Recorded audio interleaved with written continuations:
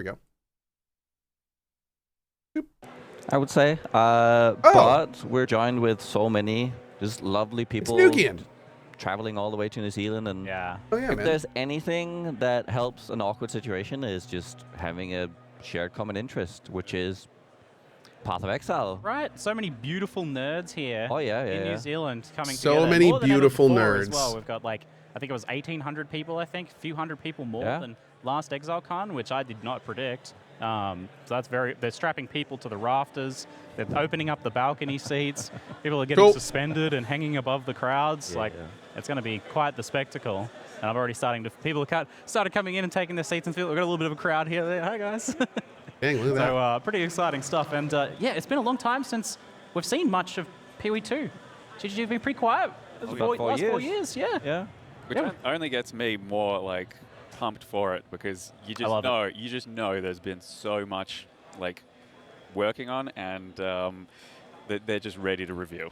Like, there's no way the silence has been for nothing. The secrets. Well, I mean, we just had like 2 little tiny teaser trailers recently, but I was surprised by how much I could. All right, we should have drops today, guys. I had to spend an hour analyzing. Yeah, drops should be active. It was like 40 seconds of content, but it was like there was so much in that we already seen. Like we've started seeing things like new class models, at least possibly new classes. I don't know. What do you guys have any predictions about that side of things? Yeah, it looked amazing. I really liked how a lot of the times whenever you used an ability, it moved around your character. I think a lot of people want those characters to move forward in the trailers that we've seen. A lot of them jumped back and all that, but I think it's going to be pretty good, and it looked very different, Keep your droplets, that's right. Time. That's like the life cycle of a lot of games, so. No, I mean all the trailers and the 2 that we Thanks, saw. Dan. If you just think back a little bit about all the things we were shown last time with all the new gems and the skill systems, I feel like you can finally start seeing what it is they wanted to do with the game just through those trailers at least. I was looking really excited. Yeah, we saw like so much big systems change and things like that announced last time, but it's been so long, and I expect that something of that at least has changed a lot. Oh, yeah. I mean, through any creative process, right, you figure out what works, what doesn't, so it'll be... Yeah, who's to say like the skill system hasn't changed dramatically, or they're like doing something else in endgame, or who knows? There's very little we do know at this point. Hopefully they figured out what doesn't work. Come on. Yeah, absolutely. We need that bombshell. Time. Right. Yeah, I mean, but at the same time, a lot of people who played the demo previously really enjoyed it. Only myself only got to play a little bit, but I was super impressed with what I played. And do you guys play the demo last time? A little bit, yeah. At least some on live stream. But let me just remind everyone that PoE2 is going to fix everything. Right? Like, it is saving marriages. It is going to. So good, yes. Yeah, don't worry, Ziggy. It's going to do all the heavy lifting for you in that regard. But PoE2 is so good. It's going to save Diablo 4. That's how good it is. Oh, he did it. Yeah, he did. Someone went there. Someone broke the covenant. Anyway. Let's not hold our expectations too high on that one, right? But I was just going to point out for the teasers, like a lot of it was big because for me personally, a lot of it is about the character models and the skills, and I was pretty blown away with how all of the skills look like they'd pretty much been reworked graphical-wise. Like I was looking at the teasers and the trailers and thinking, is that the skill that I think it is? And it looks so different and so much better. Like I'm really into the MTX and the changing of the skills and all that, and just by default making all of them way prettier and way more fluid. I think it's going to just bring the game into current era of ARPG gaming. I think that's what really grabbed me from those teasers. That's what we need for EverQuest. Everything he just said, we need that for EverQuest. Situational skills like that, especially the monk kind of looking gameplay. Right. That looked super interesting with like the unarmed slash using weapons combat kind of weaving together, and the movement like you mentioned. That's the biggest thing I've wanted for PoE for a long time, is more skills that involve like a step forwards, a step to the right, because melee combat is fluid, it's dynamic. Like footwork is a huge part of any sort of melee combat situation. So seeing that represented in game a lot more is very exciting and kind of points towards some of the stuff I'm really hoping to see out of PoE 2, but we'll come back to that in a second. Firstly, I want to hear, what do you guys really hope to see today, or predict that you'll be seeing today? Matha, what are you predicting? Well, as far as predictions go, the one thing I've learned over the years with Path of Exile is that I've learned nothing about predictions. People always come into the channel and they ask, "Oh, what do you think's going to happen with this? What do you think's going to happen with that?" And I engaged with that for a while in past times, but I could just never get anything right because you don't know. Like, they always throw curveballs. They're always giving you unexpected things. I thought they're going to buff this. They nerfed this, whatever. Like, it's always it's this huge up and down balance, and I could never really get any predictions right. But that said, I think I'm just going to be blown away. Like, it's going. Like, I've been looking forward to what they're going to announce, and I have sensed some discontent in communities throughout all of this, just as they're waiting for Path of Exile 2 and big new leagues and all that. Damn, that's one good-looking dude. Oh, that's Matha. I think there's no doubt. Like, he's gorgeous. It's just going to be a huge renewed burst of faith in, oh, yep, this is the game I chose, and for very good reason, and it's going to be, just unreal. Awesome. Yeah, absolutely. I'm with you on that as well. Like, people always ask me, what would be your designed league that you would make? And I'm like, he's the Anthony Kongpan of Path of Exile. GGG always come up with way better stuff than what I could come up with for that. What about yourself, Rise? I think I'm going off the deep end. No PoE 2, PoE 3. Okay. On only mobile, only PoE mobile. Oh, no, wait a minute. No, I don't want to go there. So they combine them, right? 2, 1, PoE 3. There you go. Makes sense. That's the way to do it. Path of X. It's not. It's all one platform. Wait, so Elon Musk bought it out? It'll do your banking for you. Yeah, okay. Someone's getting sued. I think lore-wise, it would be really great if they just close the story off before PoE 2. So our characters always kind of like messed with the world, not always in positive ways. I just want them all gone, Blow it up. I don't know. New planet, different world. That would be really nice. Oh, and also I'd love to see, PoE has done really well with cooldown abilities and all sorts of just kind of timings in it. I would love to see maybe some ultimate abilities, something that is a little bit more tied down to particular ascendancies or particular classes, maybe some new classes, Because last time they were talking about how there's so many more new ascendancies. I think maybe spreading them around a little bit with different characters would be pretty cool.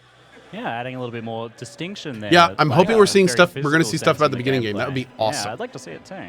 What about you, Noogie? The new player experience. I really like Mathel's answer of no predictions. This game is so good. Great. So but it needs better onboarding. He's an expert, right? Look at that. What a dodger. I love it. This really is the Stallcast. Yeah. But he is right, though, in the sense that GGG always overperform, or try to at least, more than anything.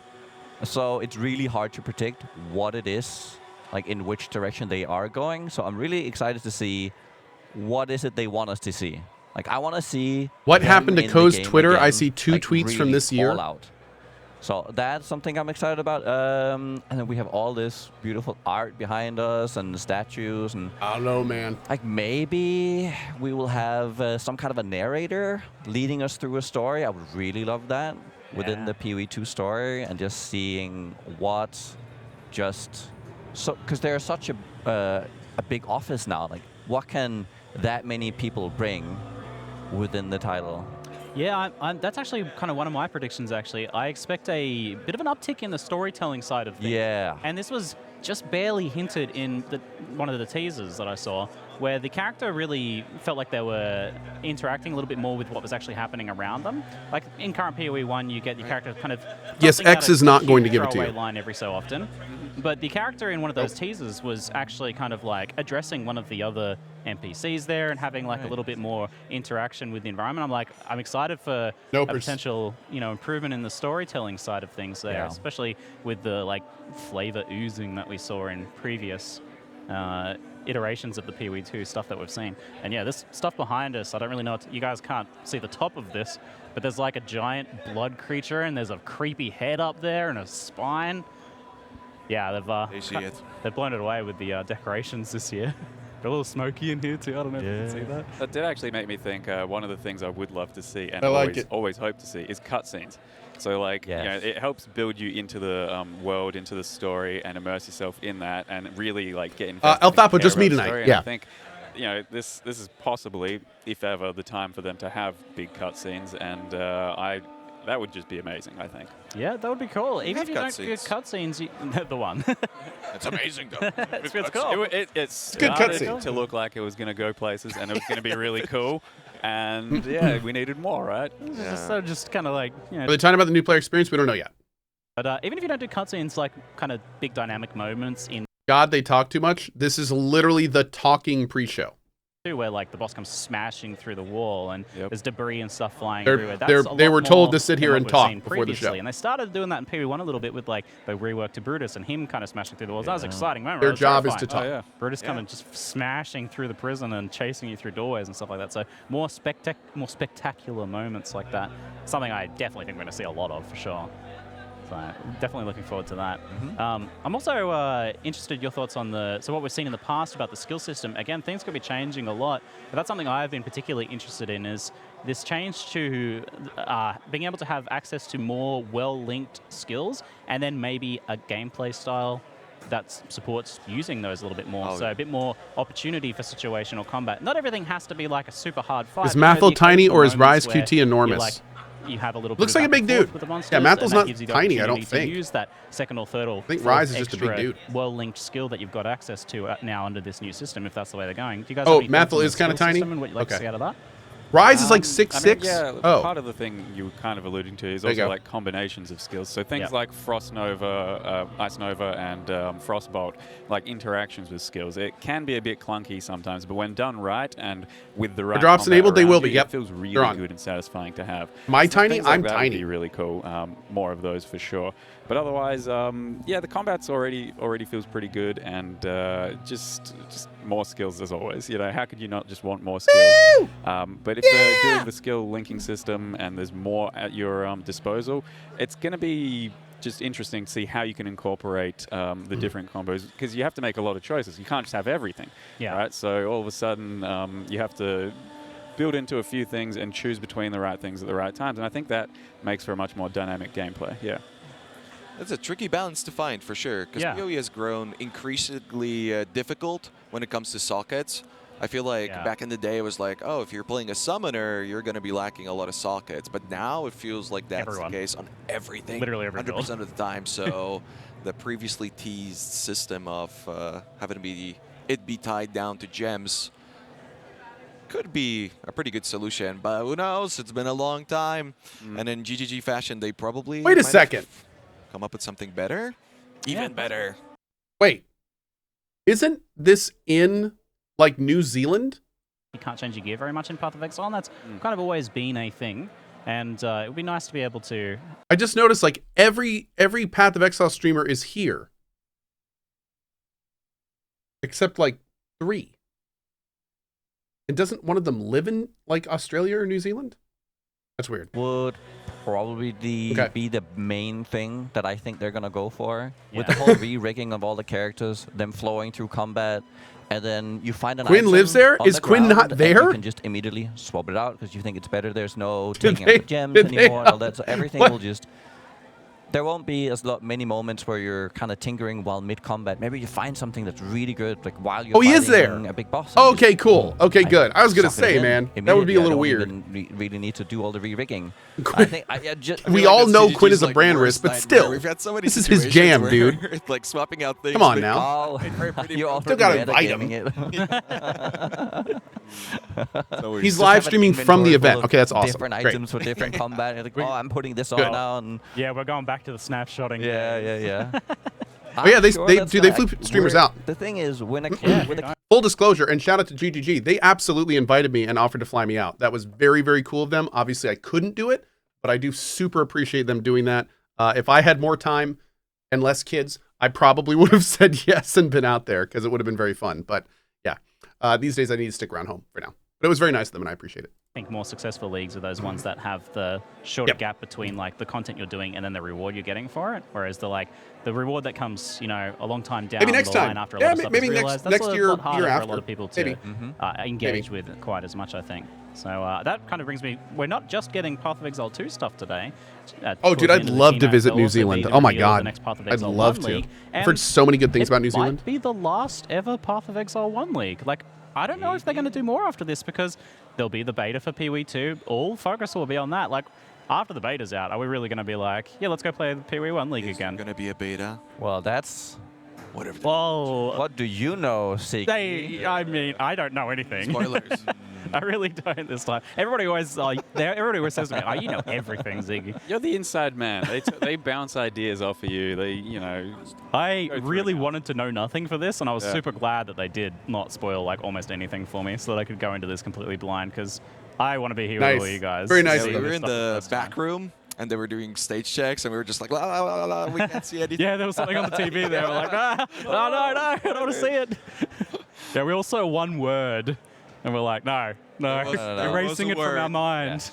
Yeah, no, it's erased from my mind as best I can. What I can say is that I did not predict that. That word. Yeah, no, that one caught me off guard. I did not predict that. Oh, yeah, that was one. Yeah. Oh God, no! Now we're away from that. What would you guys like to see out of it if it was the final, a final Path of alternate endgame? They might be doing more, but it's 2 words. I mean, I still think it's going to be a big one. I've had lots of people say new player experience. They're probably just waiting for PoE 2 and maybe not necessarily going to do anything still big in PoE 1 or leagues and stuff. Maybe it's just like a dash word, Diablo killer. As always, they're trying to reinvent the RPG genre to some extent, bring in aspects from other games, and what games I've been playing that are. Pretty popular. That's right, Dan. Mechs. What were you going to say? Survivors. Exactly. I call them like reverse bullet hell. Okay. Yeah, the bullet heavens. Yeah, something like that. So like a vampire survivor thing. And I think they mobile. Points, like very maybe early the game touched on something like maybe this, it was which mobile. Was the Coward's Trial map. So that's a unique map, and it's basically just slaying waves of monsters, right? But it's very old, very dated. Maybe. And I could see that they could definitely capitalize on that hype. Mobile's already confirmed? Yeah, maybe they're going to like really go into it now. That, an entire league where you just... If they reveal that now, everyone's going to be very... I hope I didn't... Yeah. But I guess, he said that it surprised him, so it wouldn't have been... Mobile was already announced. I don't think it was that. Fun league mechanic for... just satisfaction. That whole genre is like a distillation of action RPGs in general. It's like just take a lot of action RPG, kind of strip them down to like the very base of kill monster, get upgrade. Yeah. And it would over 100K people watching the main stream. Like sampling from other genres. We got some roguelike action recently. It was exactly awesome. And yeah, it just seems like they see what's hot out there right now. How can we bring it to this game? And a lot of the time, it's feels like it comes out of nowhere for this game, and it works. Sometimes I feel like it doesn't always work, but it's good. It's worth a try, and it's an experiment. But this one, I think that type of mechanic and system would be great, and who knows? Innovation is their strong suit. I've been saying this for years, but I still think that this game... Do you guys have any... I think the biggest thing they could possibly do to this game is completely revamp and fundamentally reinvent the new player experience. I still, to this day, think that will be possibly the biggest thing this game ever does. Like, regardless of what they add. Like, that is the biggest... That's, like, their biggest hurdle. We have on this... There's already a lot of awesome stuff in this game. So we'll see. Yeah, no, I'm just hoping for big bosses and a big wrap-up to the story. Again, the thing we're seeing behind us, it is a little bit of a... possibly an ascended Xana-like creature. I don't quite know how that works. Yeah, it's going to be a whole new campaign, but... Maps are timeless. Probably the same thing. Sort of stuff. I think they might be going big. I remember last time it was Metamorph, and it was met with Conquerors of the Atlas as well. So that was a pretty good combo. Yeah. Definitely a very enjoyable league. Conqueror's sick. Hopefully no picking up of organs this time. Okay. Automatically picking up organs. I'm going to call him out right now. Oh, yeah, we're getting... Because we're reacting later on to what we're going to be seeing. Yep. Oh, yeah. Okay, we can call him out. Good. What about you, Nugi? Oh, it's a tough one. I mean, a big wrap-up would make sense if it is really the last PoE 1 league. Yeah. So, I mean, just like Rai said earlier, blow it all up. Hey, Bobs. Blow it up. Just blow it all up. Cali Petit. Wait, what does? Because what's left in the, in the ashes. What looks so bored? See about that. These guys? I think they're just pre-showing, man. They're pre-showing. I mean, that's always the other option, right? We're all waiting for the show. And/or fishing league. Yeah. I mean, we've had gardening. Surely we can have fishing actually at some point. Give us fishing! Like final, just like a meme. Oh, you look so bored when I joined the channel. Oh, we're just chilling, man. We're waiting for the main show. Curses the gardening league. I like all these guys, but this is like watching previews before a movie. Certainly. This is watching the previews before the movie starts. Yeah, it's kind of the ending of an era. We're moving from PoE 1 to PoE 2, and we're jumping forwards in time significantly. We're not getting a whole new world, but we are getting propelled forwards into the future and maybe exploring new lands. So it basically is a whole new world in one sense. So some sort of send-off. I would love even. I'm throwing popcorn at you. I'm eating it. A little thing. Thank you. Some little send-off incorporated into the league or into the game, or maybe if they're doing some sort of like update to the end game, something like that. You can couple that with like something a little bit of a teaser of what's happening in the end game when PoE 2 comes out as well, because we've had some invasions from otherworldly entities recently, and that's certainly been hinting and leaning towards an extension of that. So there's going to be two kind of new storylines getting explored here, both Path of Exile 2 and its campaign storyline, but also what's happening with the end game. What is the Maven heralding forwards for us? You guys have any thoughts on that? Nope. I mean, not really. Like, how much bigger can you go? I know, right? Like, where do you we don't. Out on the beach and you got a driftwood club, right?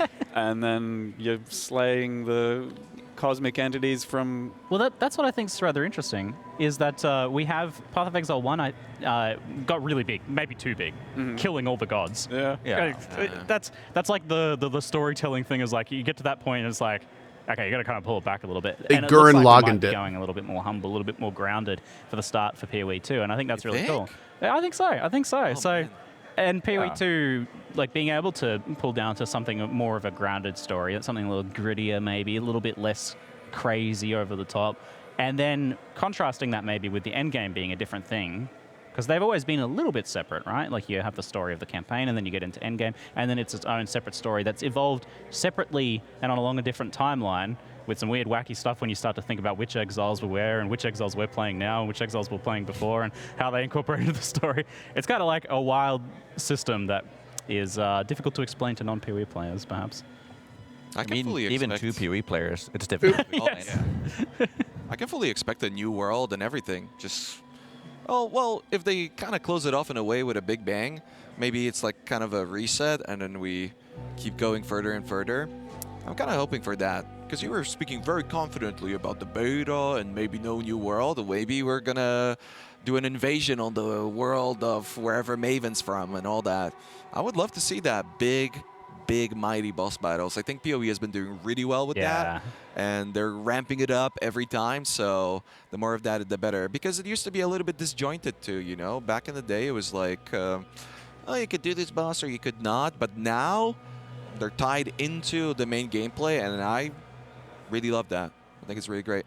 Yeah, I think bossing has been getting better and better, and those like spectacular moments of those big boss fights have become both the thing that propels you forwards in chunks through the game and through the end game, and then also the big goals too, like to take on these various bosses and then the uber bosses behind them. We have so much there in Path of Exile, and that's been getting better and better. And from what we've seen in the past, the bosses in Path of Exile 2 campaign look awesome. Like the previous demo, like the Devourer and those very boss fights that look like more interesting arenas, more interesting fights, and that's something I hope to see a lot of today, hopefully, is like some cool boss fights. I know we've got like 30 minutes or something of gameplay time live on stage, so... Ooh. Spoiler. Yeah. And also difficult gameplay, right? Yes. Yeah. So they've ramped it up. You were mentioning, Raz, you'd heard something about that. Yeah, the difficulty is supposed to be through the roof. So if you're a player that's a little bit concerned about what you're going to be seeing here, if you're a father of 17 children and you've got the dishes to do and you can only play 20 minutes a month, I think don't worry about it too much. I think there's going to be plenty of gameplay for everybody. Yeah, you won't run out anytime soon in that situation. I think so. Well, I hope so. Busy man. We're almost to wrap up time and moving over to the main stage, but any final thoughts that you guys want to throw in? Anything you hope to see or anything like that? We've got 2 minutes, Noogie.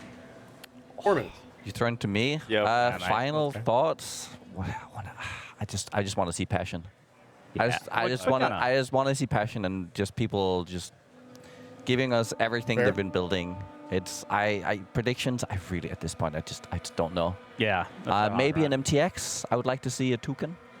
You know, a toucan. Yeah, that would be nice. I'd like to see a toucan. What about you, Maple? I would just love to see a nervous Chris Wilson up on stage. Yes. Like for as much nerves as I'm having right now, like doing this sort of thing and waiting for the reveal, it pales in comparison to getting on stage and revealing everything for the past few years and just seeing someone so excited about their game. Yeah, I know they're all like super excited, but also super nervous. I saw a lot of them before, and yeah, you can feel that excitement. Rise, any closing thoughts, mate? Before we sprint over so we get our seats. Yeah, absolutely, Dad. I mean, everybody from the GGG side has felt really, really excited. We were trying to get them drunk at some of the parties. They weren't having it. They're well trained. No spoilers. Yeah, really, they weren't giving us anything. No, that's good. They were more so than last time, even.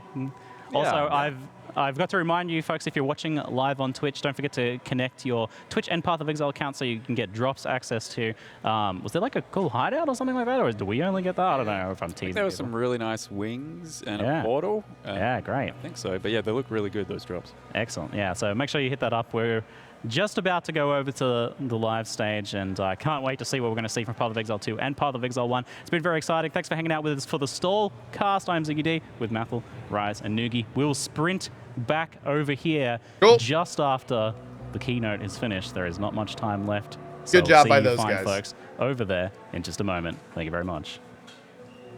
Thank you very much. D4 bad. Wow.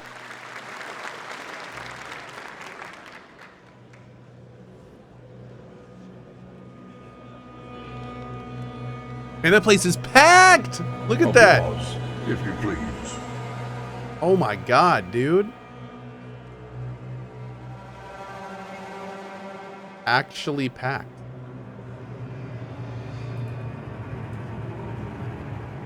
Paid actors? Probably every single one of them. Yeah. Oh. That man is wearing a Monsters Inc. thing? Is that what that is? Why am I not attending? I got too much stuff going on at home, unfortunately. Between my kids and my home renovation and everything, I can't really... The only place I'm going this year is TwitchCon in Vegas. Can't do too much more traveling, unfortunately. I would have liked to go, though. Yeah. Oh, man. Here we go. Dad is on a tight schedule. I am. Yeah. You guys have seen my streams. I'm on the phone like most of the time dealing with that stuff. Sven Stryker says, lies, you flew to Larian earlier this year. I did. Yes. But I had to. I did.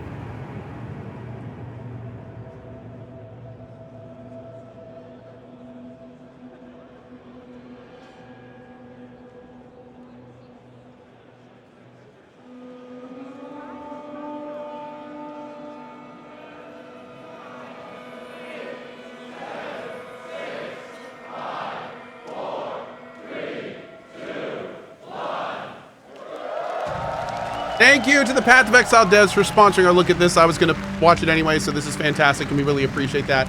This is Path of Exile. Let's watch it. This game's awesome. I enjoy it. Let's see what PoE 2 is all about. Hey, guys, it's Crip. How's it going? Perry in here. Hi. And welcome to ExileCon!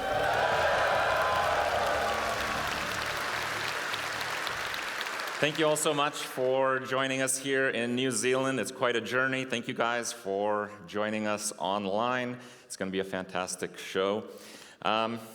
So you guys want to learn about what's coming up in Path of Exile? Yeah. Oh, you do? Yeah, me too.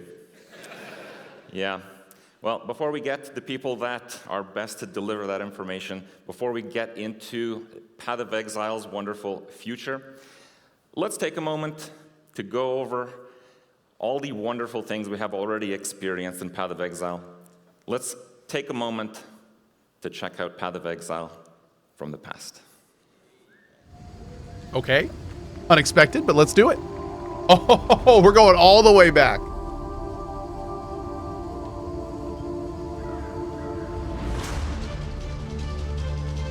Life is fleeting. A worthy opponent. Go with God. Death to sin. The touch of God. Bow to your queen, mortal. You there. Let me bend your ear for a moment. I love this music, dude. Are you so in love with death?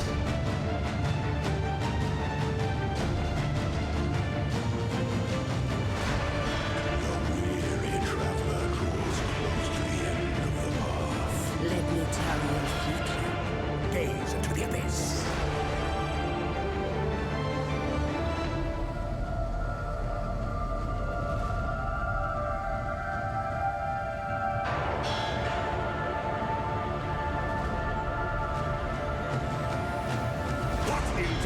What have you done? You divide, rot, spoil, and fester. Ready, Exile? It is time to hunt! There he is! Let's make history. Afraid of the dark, Exile? You should be. My cause fuels me. Remember dying here? You will. Doop, doop, doop, doop, doop, doop, doop. It's branching, Exile! Die. Still sane, Exile. To the grove, Exile. A harvest awaits. This one should be rather legitimate. Does the toy wish to play with me? Your path to greatness has taken a hard turn toward a cliff. Detonations incoming! There's no time. I've become too weak to sustain the blood crucible. Your sad defiance ends here, hatchling.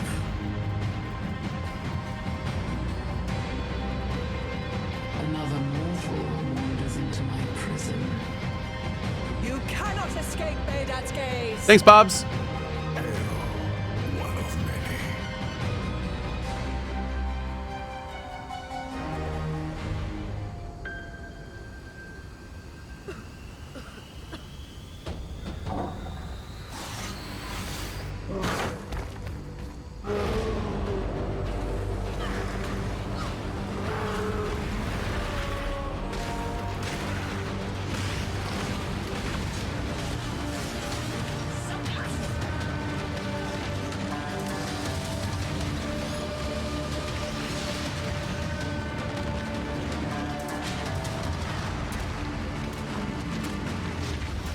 Thou creatures!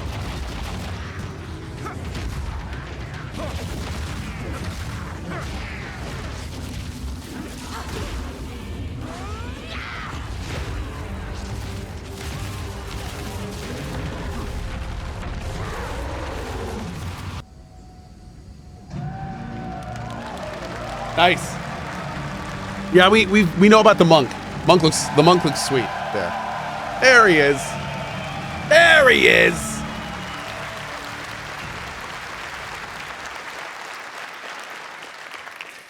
Hi, I'm Chris Wilson from Grinding Gear Games.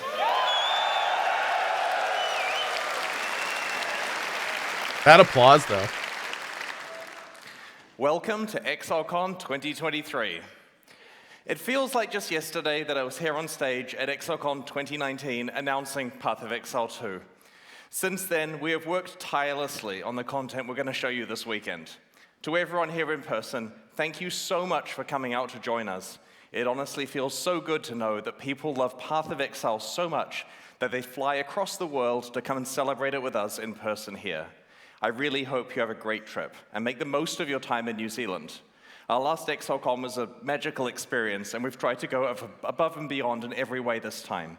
If you're tuning in online to watch the live He's so stream, nervous, and thanks that's for joining so us endearing. also. I wish you could all be with us here, but to ensure you have the full ExileCon experience, we have made sure to include every talk and session as part of the 2-day live stream this weekend. Twitch drops are enabled for the live stream, but if you're here in the audience, you'll automatically get them when you redeem the microtransaction code in your swag bag, so no need to stream it from your phones while you're watching. You'll also receive the attendee-only ExileCon 2023 hideout. We have so much to share with you this weekend, and let's just get right into Path of Exile 2. Okay. I'd like to introduce Jonathan Rogers and Mark Roberts, game directors of Path of Exile 2. Bro in chat just said this sounds so scripted. Do you think they're winging it? Like, what do you... What?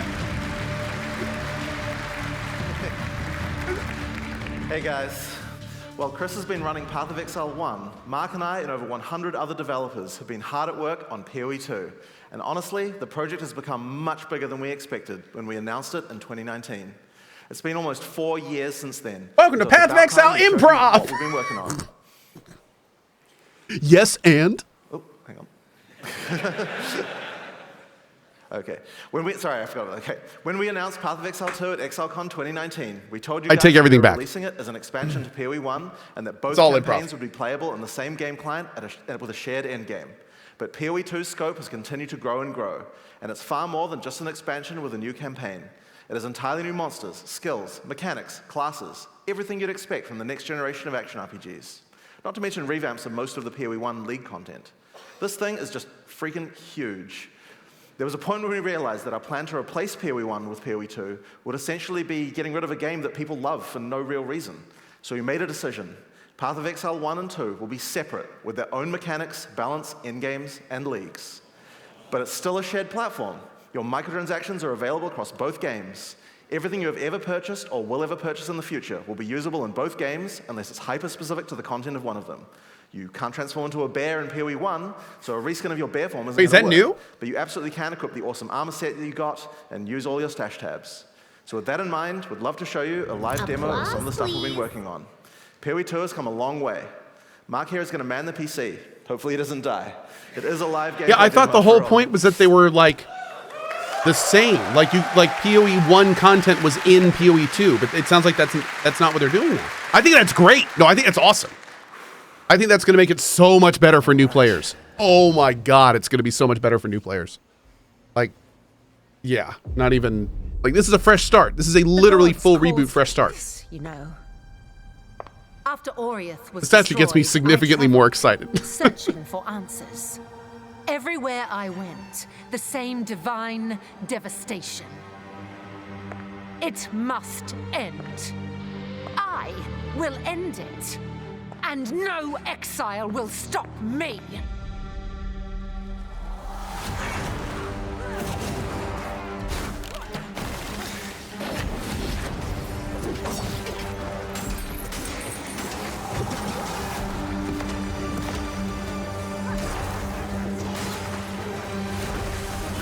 Dude, how many classes are there?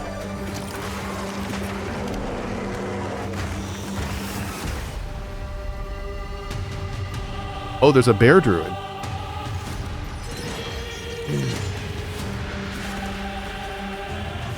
Cozy nice. Baldur's Gate, what have you done to me? Oh no.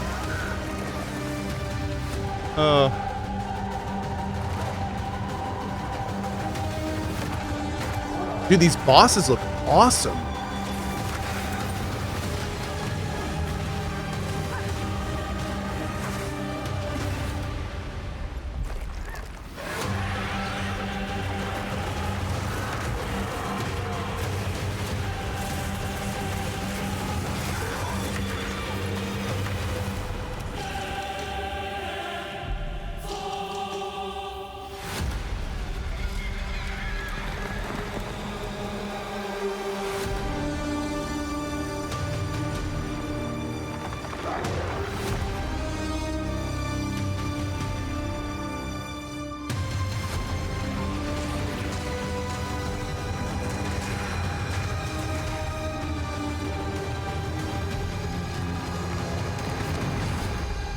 This world will be reborn, no matter the cost. Wow. Wow, okay. Okay. That is a thing. Yeah, we're gonna get a date? Maybe they're gonna save that for the end. Man, dude, I gotta admit, like, and I know some people are gonna hate me saying this, but my excitement for this has skyrocketed now knowing it's its own thing. All right, Mark, your turn now. Welcome to Path of Exile 2. We'd like to start off by showing you some of the gameplay. Because this hashtag ad. Yes, but I mean, I'm also excited. This is sponsored, but I'm also excited. Act 3 is set in the ruins of the Vaal civilization, which fell thousands of years ago. They're paying for me to put this on the screen, not for me to get excited about it. Using one of the 6 for the record, classes called the Monk. In PoE 1, we had one character class for each of the combinations of strength, dexterity, and intelligence. When looking at the design of PoE 2, though, we realized that many of the new skills that we were trying to design just didn't really fit thematically with the existing classes that we have. Being a spellcaster with a bear form makes sense for Strength Int, but it just doesn't really sound like something a Templar would do.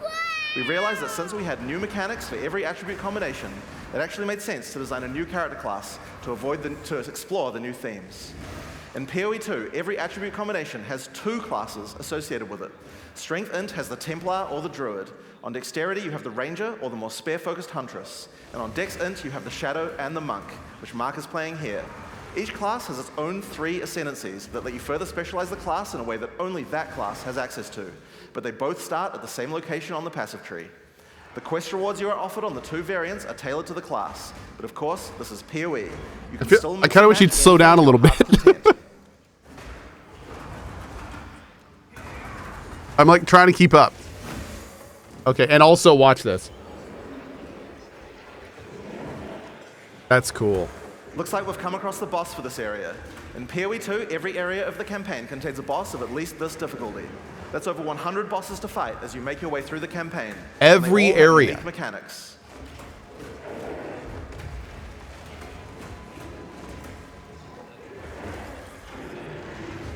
I will say there's a distinct lack of. I feel like there should be some music. No? Maybe not. As you've been watching from Mark fighting here, you probably noticed that melee combat in PoE 2 is a very different feel than before. Is there dodging? We've done a lot of things to add mobility to combat. Practically every melee skill in PoE 2 has some kind of movement built into it. But the Monk in particular is a melee fighter who specializes in mobility over brute strength. He's dodging. Is there like a... There's no skill going on cooldown when he dodges. That's interesting. So, as Mark has been playing, you might have noticed these blue markers over enemies. Mark has a skill equipped called Killing Palm. Whenever an enemy has a blue indicator over it, it means that the monster has low enough life to cull with Killing Palm. Successfully executing the cull will give you a power charge. This is an important skill for the Monk, since many of his skills interact with power charges. One of the great things about this skill is that it has a built-in dash forward, which makes it much easier to target the skill right at the point where you need it. We've done a huge amount of work in PoE 2 to make using skills like this feel satisfying. If you're accidentally targeting slightly off the monster, the skill will automatically lock on to the cullable target, and it will even do a small amount of pathfinding around obstacles. We really want to make sure that when you've got an opportunity to use the skill, nothing is going to get in your way. I like that. It's cool. Once you have some power charges, you're going to need some skills to power up. A great follow-up is Falling Thunder. Falling Thunder without a power charge just creates a relatively small lightning AoE in front of you. But if you do it with power charges, it turns into a pack clearer with a large number of extra projectiles. I think he was supposed to. Is that, like almost every melee skill in PoE 2, Falling Thunder has a little bit of extra movement built in just in case you need it.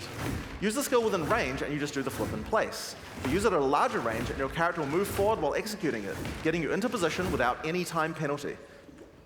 In PoE 2, you also get a short period to redirect your target. Notice how you can start the skill facing one way, then whip the mouse sideways to land the skill in a different direction? Now, in order to get power charges, you're going to first need to get some lower life monsters into a cullable range. You've got a few options if you want to charge right in. Whirling Assault is great. It doesn't do much damage per hit, but it covers a lot of ground. And notice how you can turn as you do it? Generally speaking, you never lose control of your character in PoE 2. If you make a turn at the right time, you can get a couple of extra hits on the monsters, getting them in range of your cull. Follow up with a killing palm and then finish off the rest. I know, this is so much info so fast. I agree. Like, I kind of wish they would... But I bet he's so nervous. I mean, these guys are not professional, you know. These are not professionals. Now entered the Vaal mechanarium. So, makes sense. This is the place where the Vaal built the various constructs that they relied on to power their civilization. He just slowed down, which is nice. Ask Alva for advice. Hi, Alva. Vaal ruin that hasn't been looted? I wonder why nobody's been in here before.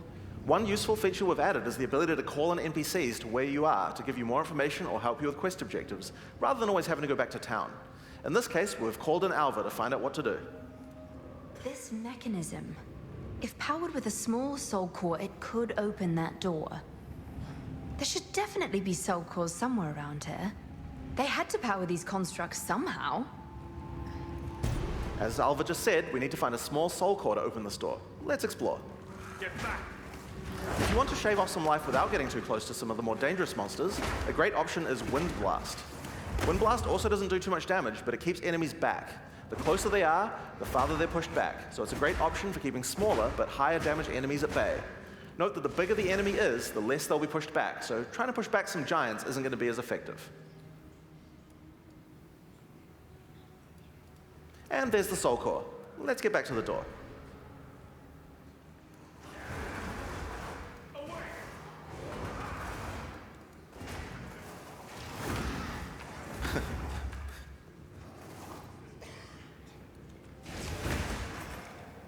Mac.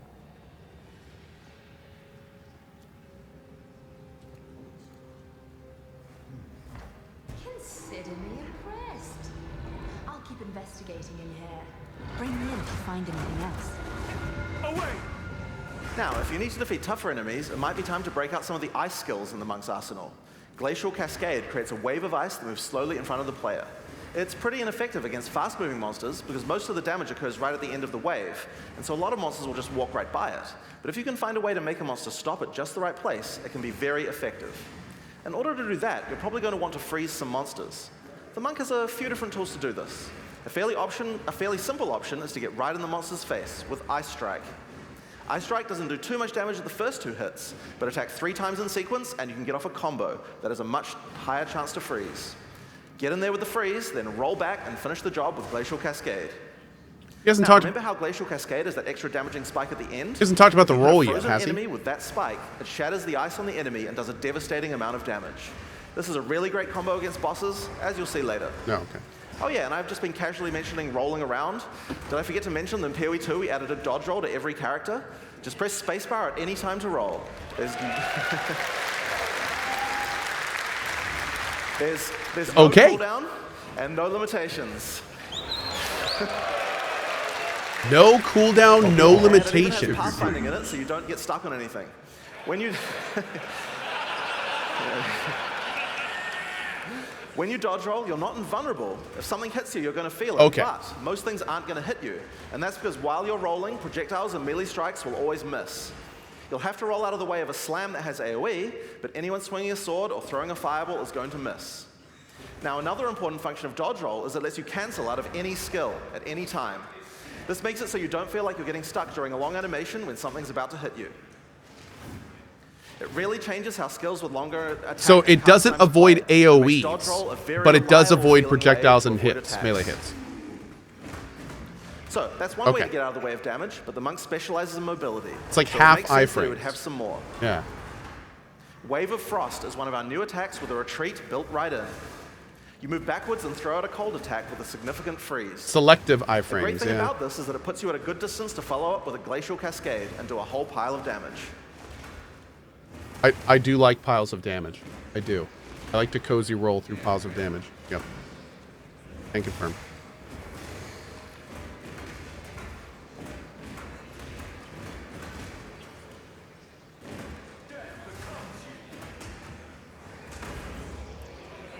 Is there auto pickup?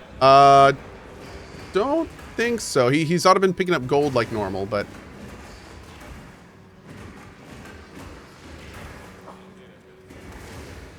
They said the release date? I don't think so.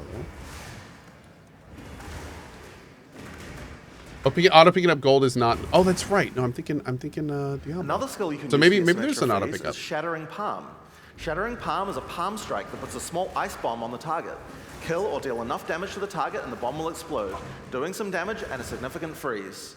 It's a great option against bosses. He definitely just auto picked up that gold. Not be enough to get that freeze off, but you really want to get. But you still really want to use Glacial Cascade to get the damage bonus. Yep. There goes again. We'll have to see if anything else gets picked up. There was a scroll at Town Portal earlier, but I don't know if he got close enough to it. The final skill we're going going to show you today is Flicker Strike. It's a monk skill and another skill that consumes power charges. If you've played PoE 1 before, you know what. Also, there is gold apparently.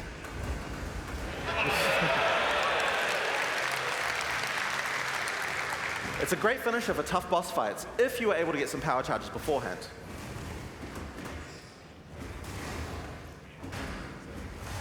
We're just ignoring that there's gold now? Well, yeah, obviously. I like gold, by the way. No. Hey, Pergump. I mean, it's just gold. Well, it's kind of a big deal for this game because that means that they're streamlining the currency experience. The whole currency experience in PoE has been notoriously not new player friendly. So by having like an actual currency, that's going to make things a lot simpler. Here we have Blackjaw, a lot overseer simpler. of the Mechanarium. When the Val fell, he was turned to stone and now guards the area. In order to take down this boss, we're going to need all the tools in the Monk's arsenal, especially the combo of Freeze and Glacial Cascade.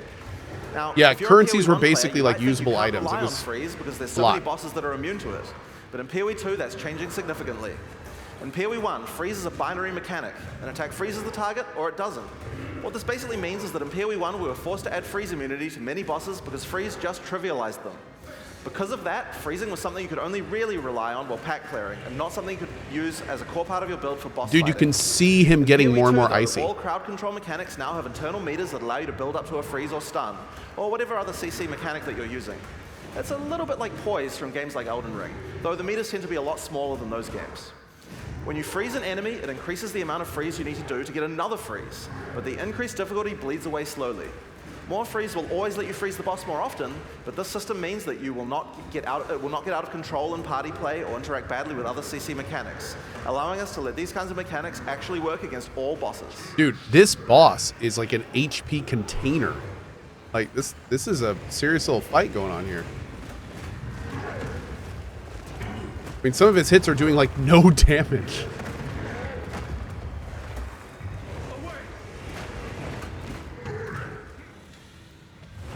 Yeah, very bullet spongy.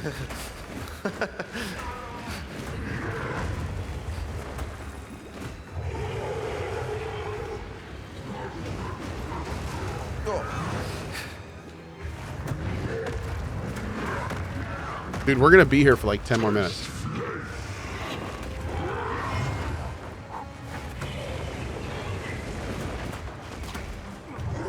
This actually seems like a little much.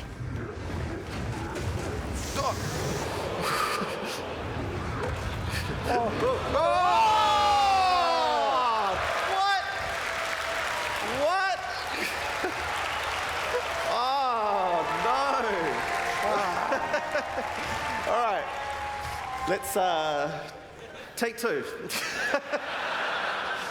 All right, so this might be a good time to mention that in PoE 2, if you die to the boss, you have to start again from the start. There's no boss cheesing. Hydration is required. So hang on. Oh, there might be a. Are you okay? Oh, 1 second. One technical issue. Man. Just typing some cheats to. Technical issues. All right, we good? Back to the stream. This guy's so pissed at himself right now. I feel bad for him. Let's go. I know those feels so much. Whoever balanced that, like, come on.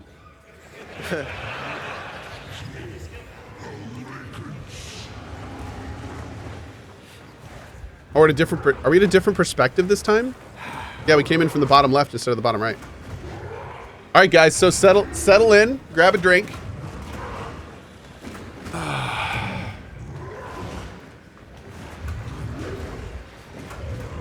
I hate saying this, and I feel bad saying it, but there's a small part of me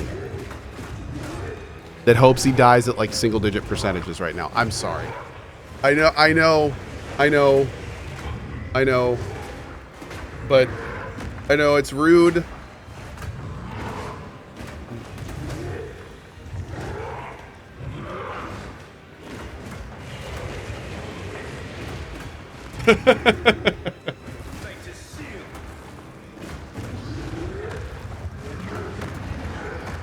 Yeah, if you notice, he just started an attack and then dodged out of it to avoid that guy's windup. That's going to be so useful.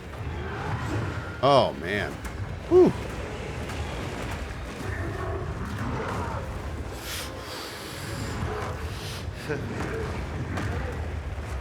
This boss is no joke, man. His attacks are quick and combo-y.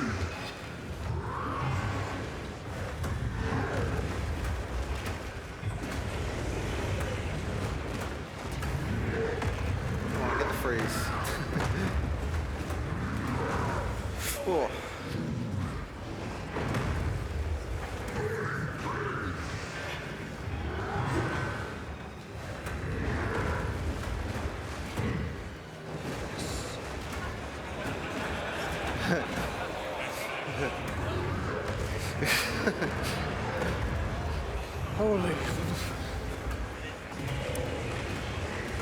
This guy's making me nervous. Okay. Do the. Oh, nice. Bro's backseating him so hard. I love it. No, do the thing. Okay, good. Whoa.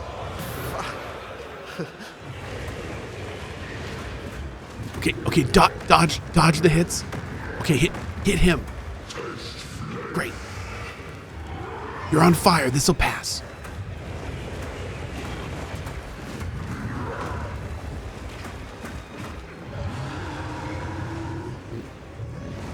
Stop it, Cohh. Let him focus. I'm sorry.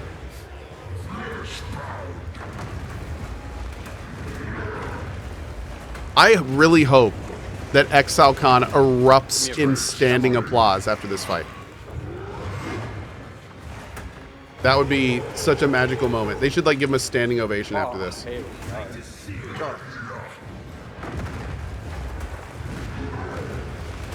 I can only imagine how nervous this guy is knowing that 200,000 people are waiting for him to beat this boss to hear more information about a game that many people like traveled to see too. Like, this is pressure.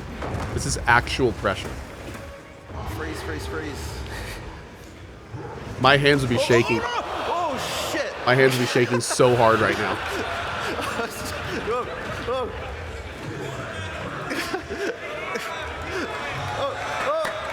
Come on. Come on! No. Get it. It's so good. There you go.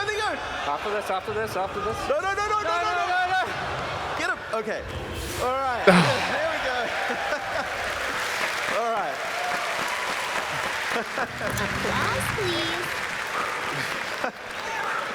All right. Second time's the charm. So, Black Joe's dropped a consumable quest item here called the Flame Core. It's a permanent +10 to Spirit. In PoE 2, we really want to make sure that you feel rewarded for exploration. It wouldn't be much good if we made all these awesome optional bosses if we didn't have something great to find for killing them. One of the things you might find for killing a boss is permanent stat bonuses for your character. Okay, that's cool. I wonder what Spirit does. What did he just say? Where'd my script go? All right, now because this random area is different, Mark will have to find his way to the exit the hard way. This is because I died. This is no longer rehearsed at all. Oh, this is great. Oh, they loaded a whole new... Oh, that's great, dude. Oh, man. So now we just have to chill while he finds the exit. Oh, man. So already we can see that PoE 2 looks to be a lot more approachable. Like a dodge roll, which is going to help a lot. Gold, which is going to help a lot. Like, this is interesting, man. This is. We know that it's going to be its own thing instead of be on top of PoE 1.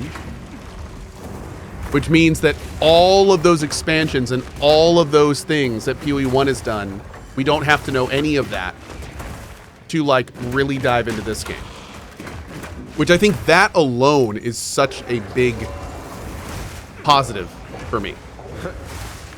It's still, yes, it does still have the hugely overcomplicated 1500 node skill tree. So, yeah.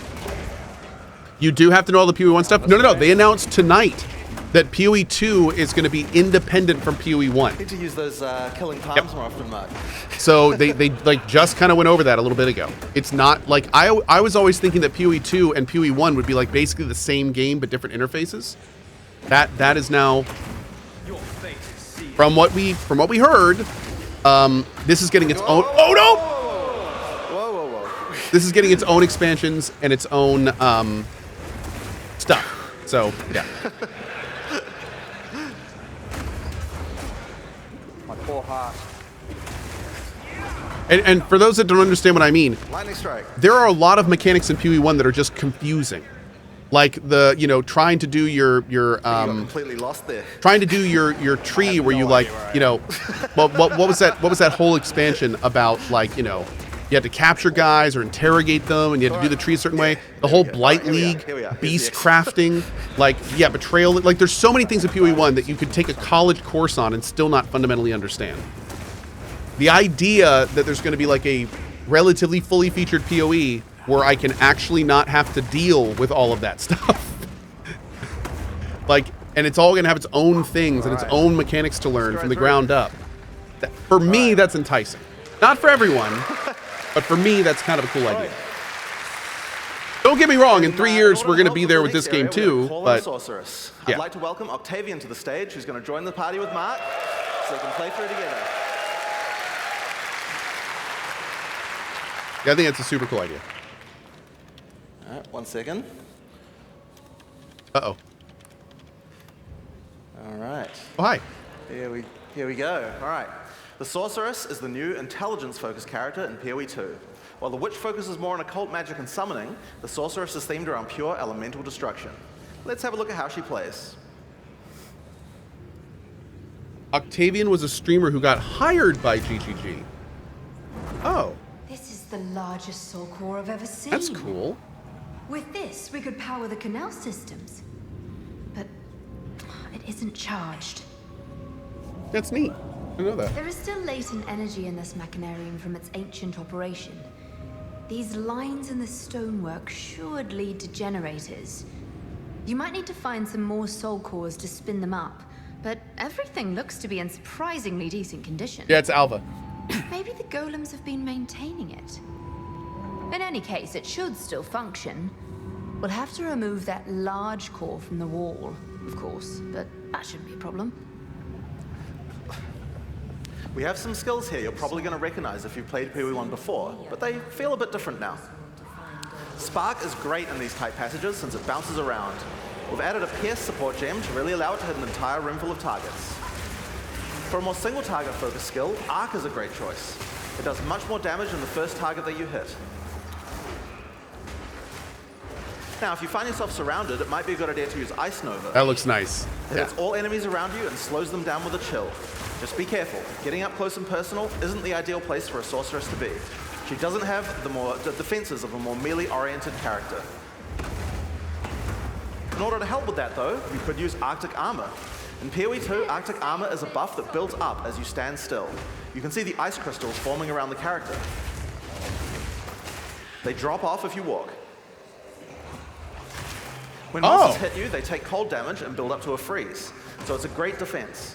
Just be careful. You have to be standing still for a little while to get the full effect, so trying to stutter step using it isn't the best strategy. Interesting. Now, Okay. Arctic Armor is an ongoing buff, but did you notice it didn't reserve any mana? How does that work? Well, we were pretty sick of the fact that in PoE 1, basically every character was playing with no mana pool, so we decided to change the way that reservation works. In PoE 2, there's a new resource called Spirit. Spirit is a dedicated resource that you can use for ongoing effects like Arctic Armor, Heralds, Auras, and Minions. Yo! There it is! Oh man, that's huge. That's Everyone huge. starts with 100 Spirit, which is enough for most ongoing effects. But if you want more, you're going to need to get some more Spirit, which is available on mods from items and on the passive tree. But if you're willing to give up your offhand slot, the easiest way to get it is by holding a Scepter. Find out more about that in the items talk later on. Now, if you want to increase the cold damage that you're dealing, you can always use Frost Bomb. It places a bomb on the ground that reduces enemies' cold resistance while it's ticking down. It's a great opportunity to use some cold skills before it explodes. And speaking of cold skills, a great skill to use on monsters with lower cold resistance is Comet. This is a new skill in PoE 2 and it hits Ice Comet! Hard. Costs a lot of mana and has a really long cast time, but it's worth the wait. Oh, wizards. Wizards are thrilled. To help you out of danger, your character moves back slightly as it casts. It's pretty hard to hit fast-moving opponents, but it's great on tougher enemies that stand still, or even a larger pack if you're further away and can predict where they're going to move. That's cool. Ice Comet is like the iconic max-level wizard spell from EverQuest. I guess in an emergency, you could use your free-to-cast Fireball. So where did that come from, you ask? Well, this is a great opportunity to explain the way that we've changed caster weapons in PoE 2. Now, in PoE 1, caster weapons had a default melee attack that nobody used. And because they had that, they also had a bunch of attack mods that would spawn in them that were useless to a caster. In oh, PoE look, 2, gold is an item in your inventory. So each staff now comes with a built-in free-to-cast spell. Yo, cool! Okay. Just put it on and spam away to your heart's content. Now, this particular staff is the base type that you'll get right on the starting beach, so it's quite likely that you'll have outgrown it by now. So that's why we've also made a lot of staves with more utility-focused powers for casters to use. Here we have a crystal staff. It has a pretty cool built-in spell called Unleash. Using it slams your staff on the ground and will allow you to triple cast whatever you cast with your next spell. Now, of course, what you're probably going to want to use with that is something powerful, and Comet is a great option. Oh, okay, that's cool. That's cool. You'll notice that Unleash is one of the few skills in PoE 2 with a cooldown. In general, we really try to avoid using cooldowns because we really hate the feeling that combat is just waiting to cast your next spell. But it does make sense for Unleash since it's free to cast, and it's something we want you to use situationally anyway. Okay. Now, if you're facing something tough, it's you valid. might need to try out Mana Tempest. Mana Tempest creates a circle of power which your character literally hovers over the ground. While in the circle, your mana drains, but it powers up all your spells. Lightning projectiles will fork, beams will chain further, and you also do a lot more damage. Damn, look how... Did you see how fast the mana was going down? Maybe it's because he was casting in the circle.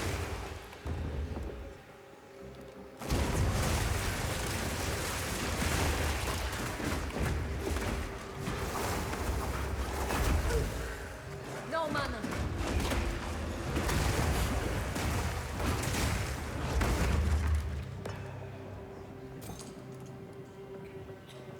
So, with all of these skills, here's a great combo to try. First, cast Frost Bomb to reduce the target's cold resistance. Then use Mana Tempest to increase your damage. Follow up with Unleash, and then triple cast Comet to do a truly insane amount of damage.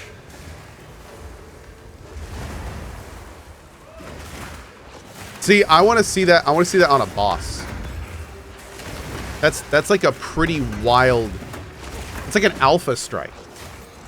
Yeah, that's like a four-step combo. These ghosts. Yeah. I wonder how much that would do. Yeah, maybe like 2 minutes. I hope so. This rare monster has dropped an uncut gem, and that's a great opportunity to talk about how skill gems drop in PoE 2. Instead of dropping specific gems, you can find uncut gems. Just right-click on them and pick whatever skill you want. Ignore the whoops. What? Wait. Oh, you have to unlock them. The gem will come pre-leveled to the level of the area that dropped it, so it's a lot easier to change between skills in PoE 2. This time, I think it might be cool to grab one of our meta gems. Meta gems are skills that can have other skills socketed into them, changing how they work. In this case, we're going to select Cast on Shock. Now, let's equip this thing on the skill screen and choose which spell to trigger with it. I think Comet might be fun. Now, because Cast on Shock reserves Spirit, we'll need to first disable our Arctic Armor. We have to decide if we'd rather have the extra defense. Oh, there's the Spirit bar. Cast on Shock using our Spark. That's the Spirit bar right there. In PoE 2, trigger gems use a system of filling up cast time on each trigger. Basically, if a skill has a short cast time, it will trigger really often. And if it has a long cast time, like this Comet here, it will take a lot longer to trigger. You can see on the top left corner that there's a counter that shows you how long until the next trigger.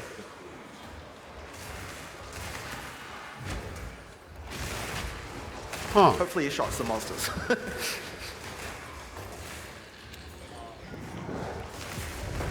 There we go. And there you have it. That's using Cast on Shock. we've automatically cast Comet whenever we're using our lightning skills.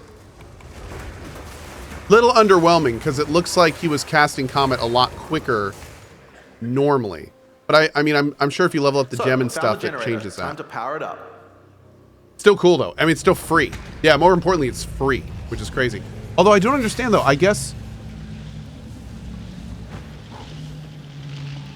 I don't know where the spirit bar is. I thought the spirit bar was here, but I guess it's not. Maybe it's empty. Fight them on the way back to the charged soul core. So, one thing that PoE 1 players might have noticed is this is it's empty now. Both lightning spells and cold spells. That's pretty inefficient, right? It's a big no-no for most builds because any specialization into cold or lightning isn't going to affect the other element. And generic elemental damage increases are not going to be as powerful as focusing on a single element. Well, in PoE 2, we have another major new system to introduce to solve these kinds of problems. And it starts, oddly enough, with weapon swap. Now, in PoE 1, weapon swap isn't really used much for its originally intended purpose. We imagine that people were going to be swapping in and out between different weapons to deal with whatever situation they were in. People just don't do that at all. And a large reason for that is because it's really, really awkward. In PoE 2, we wanted to solve all of that. The staff Octavian is using here has an ice mod on it that makes it great for when he's using his ice spells. But we would also like to be able to make sure that this build works just as well for his lightning spells. If Octavian equips his previous staff in his second weapon set, you can see that it appears on the character's back. Now, we're going to open up the skill screen. If Octavian opens the skill options for his lightning skills... Oh, he can set it automatically? Which weapon sets are usable with each skill. First, we uncheck set 1 from being used by his lightning skills. Then we go through the cold skills and turn those off with his lightning weapon. Oh, maybe not. Just take a second. If I can remember where they all are. Yeah. Now, when we use Spark, the character will automatically switch to the lightning staff on his back and then use the skill. And when Octavian uses his Ice Nova, his character automatically switches to his Ice Staff. It does auto! Oh, that's big. That's big. Okay. That's cool, man. That's cool. Applause if you please. You can configure each skill for which set to use, or both if you don't mind which. There's a very short time penalty to switching, so it can be good to leave some skills on both sets if it doesn't matter which weapon set you're using. But we still have a problem. Passives. Wouldn't it be nice if we could specialize in both cold and lightning passives on the character? Well, in PoE 2 you can. Go on. Hopefully Mark can deal with those monsters while we do this demo. So, we're on the passive skill screen here, and you can see that we are close to both a cold and a lightning cluster. At the top right of the screen, you can see that we have some weapon set specific points to allocate. If Octavian holds shift, he can allocate set 1 to the cold passives, and then allocate set 2 to the lightning passives. Hold up. You can have multiple different builds on the same character? Check it out. As we use our weapon swap, the skills allocate changes from one build to the other automatically. So whenever we cast the appropriate spell, the character's passives reconfigure on the fly to the correct build for that spell. Hold up. Now, you can't do this with every single passive on your tree. Only points granted from skill books will allow this kind of dual specialization. So you're not going to be changing from a mace-slamming warrior into a fire elementalist. Exactly what I was wondering. It certainly increases the number of options you have for builds. Okay. There's a huge number of places where the system can shine. You could That's still cool. Dagger Shadow build with traps, or have a great curse set up on your witch with one spec, and then move to your chaos debuff spells with the other, for example. It really opens up your options. Damn, dude. Meta gem to try out is called Barrier Invocation. That's this works a little wild. bit like the trigger gems I talked about before, but this one charges up as your energy shield is hit by monsters. We're going to put an Ice Nova in this one. The more energy shield you lose, the more charge. I take everything back about this being new player friendly. All of it. This is like. The more energy shield you lose, the more charge will build up until the point you're able to cast the socketed skill instantly. Oh man, I regret everything. There we go. So wow. So you lose some energy shield, and at just the right time, invoke Ice Nova to cast all the stacked up copies in one instant cast. If you keep losing shield, you'll build up even more charge for even more casts. So it's a great defensive option in an emergency.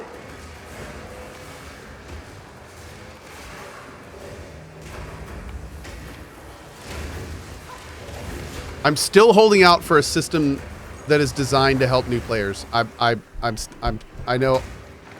I'm still holding out. I'm still holding out. We'll see. I'm very curious at this point. I mean, there's so much new stuff in this. This is when chat erupts with "Shut up, Cohh."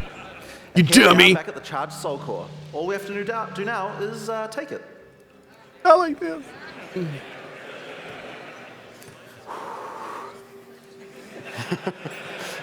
Just shake it. Thank you, Purry Gump. Appreciate your 10 bomb, friendo. Over, what the? Don't die this time, guys. Yo, cool boss.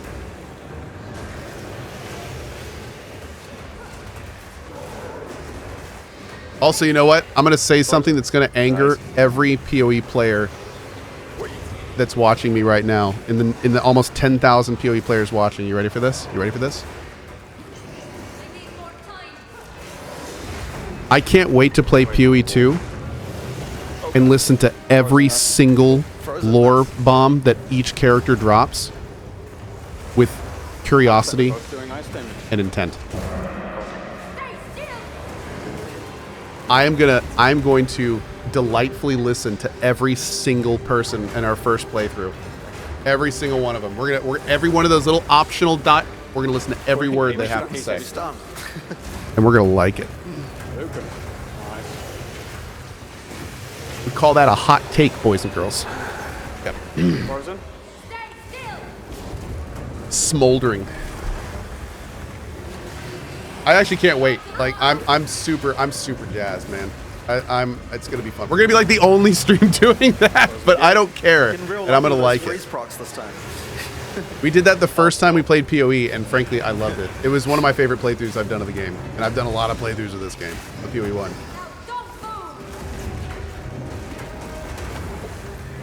We need a date for this? We do. I'm wondering if we're gonna get that. I'm wondering if that's gonna be like the big reveal of ExileCon. If we're gonna get a date. I mean, here's the thing that gets me optimistic.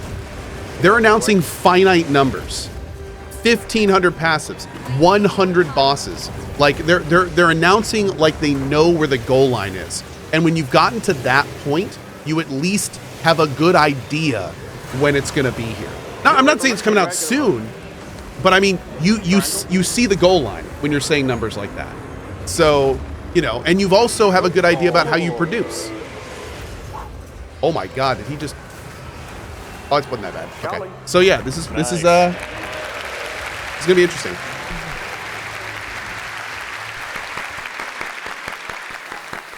So that's part of Exile 2. These areas, as well as around half of each of the first 4 acts, are available to play at the 3 demo zones around ExileCon. Now, if you're physically here at this event and you get to play the demo, just remember, it's a different game than before. It's a lot harder. You're probably going to run the first pack of monsters and just die.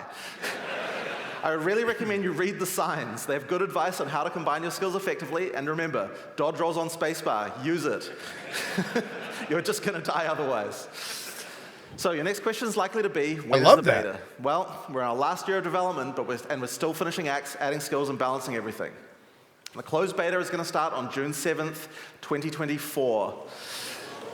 Path of Exile 2 has been a long time coming, and we're incredibly excited to be near the finish line, but we're just not quite there yet. Okay. We're determined not to rush this and make sure we get everything right.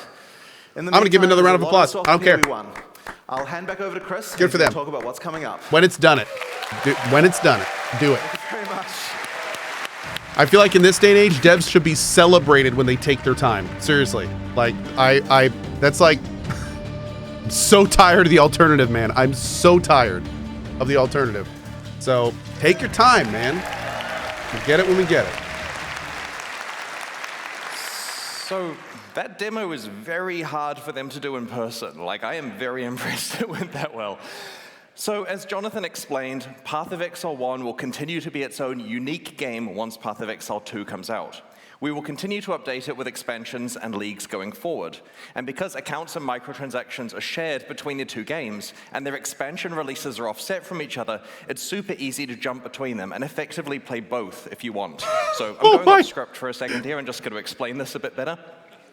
Imagine we release a Path of Exile 2 expansion, right? So everyone dives in and plays it. You give it, say, out of the 13-week cycle, you're going to play for, some hardcore players play for the first few weeks. Some people play for most of the time.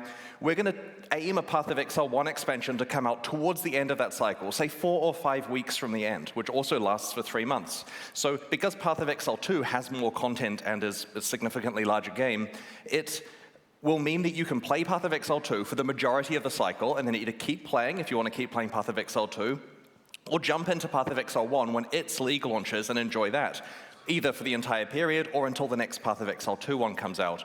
And of course, because your purchases are shared, if you were to buy supporter packs or microtransactions in either, they're just available on your characters in the other.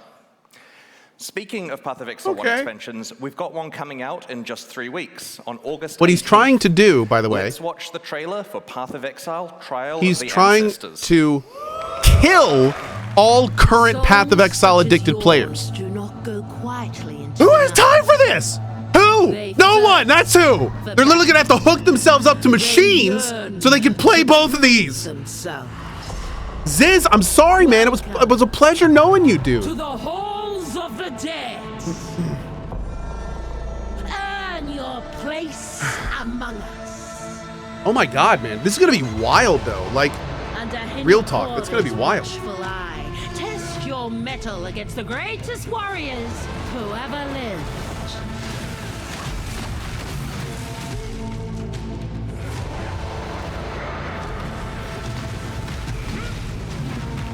Also, it's gonna be crazy. Real talk. Yourself in the trial of the ancestors. What am I looking right now? What is it?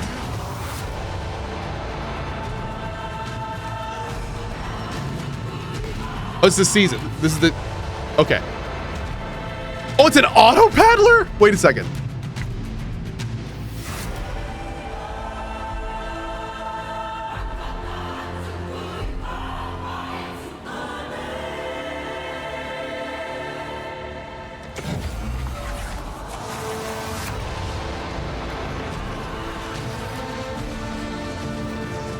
This is my normal resting PoE face. Just...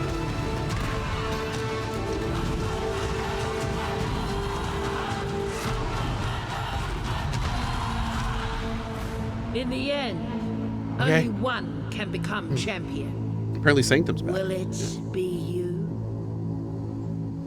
Yeah, but I was just thinking also, like, Path of Exile streamers are probably flipping out right now. This means that every, like, 5 weeks, there's going to be a huge influx of people in the to Path of Exile. The fallen chieftains of each tribe participate in a tournament called the Trial of the Ancestors. You will journey to the afterlife, assemble your own team, and enter the tournament to battle those chieftains and earn valuable rewards. Fresh meat. As you play through areas that in the Ancestor Challenge League, you'll find tradable silver coins. Using them will take you to the Karui Afterlife, where you will encounter Navali, who you may remember from the Prophecy League. Each coin allows you to play a match of the tournament. You start the tournament with a basic team consisting of 3 warriors. The tournament is double elimination, meaning you're allowed to have 1 loss without consequence. A second loss eliminates you from the tournament.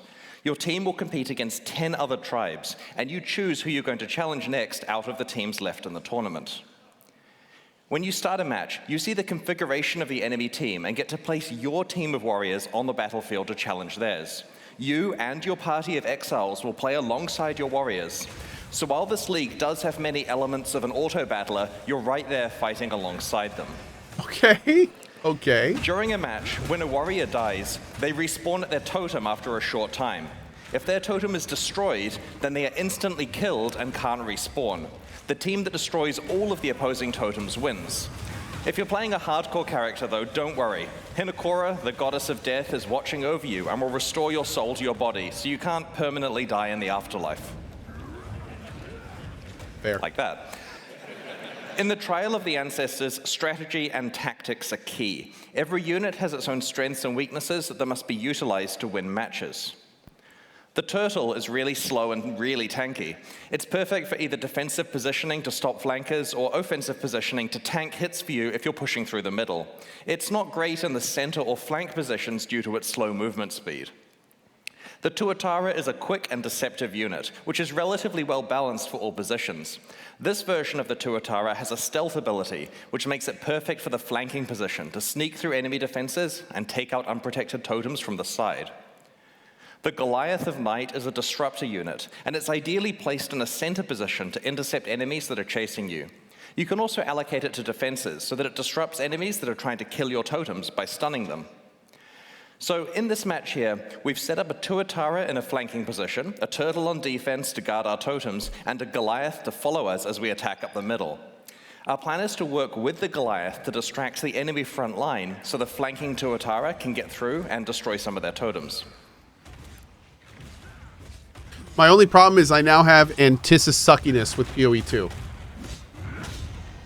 And what that means is I anticipate PoE 2 so much that like Teamwork. most other stuff kind of sucks. Upon winning Like a I'm match, so you looking earn forward to favor and that. other rewards. I'll That's talk just about kind the of other like rewards shortly. There are a lot. You have a separate amount of favor with each tribe, and you can spend it Yeah. by talking to their chieftain to recruit warriors. I'm experiencing the and same thing with purchase Baldur's field Gate items 3 and right now. equipment that your team can use. Each tribe has specific specialities. For example, Hinakora's tribe manipulates life and death. Rongo Kurai's tribe is slow and tanky, with an emphasis on stuns and knockbacks. You can recruit warriors from many different tribes and mix and match them together into your team based on what you need. Field items are items that are placed on the battlefield and can be activated during the match to, for example, revive a warrior or heal your entire team. If a field item isn't consumed within a match, I agree with chat. I feel like they should have opened with this and then closed with the PoE 2 Their stuff. equipment and your field items are all wiped between tournaments. You enter each tournament fresh. Your success in a tournament updates your overall ranking, which helps you in better rewards and subsequent ones. Speaking of rewards, let's discuss the good part. What you can earn they're not for done. We've succeeding got, at like, the trial of the answer. You a can tell while. this gets me excited. Okay. You get a reward as you win each round of the tournament, and these rewards are visible when you're selecting which tribe you want to play against. They'll help inform your decision, as some of them are regular rewards and some of them are exclusive new rewards you can only get from the Trial of the Ancestors. I'm literally tripping over my words to get to the part where I can explain tattoos. Okay.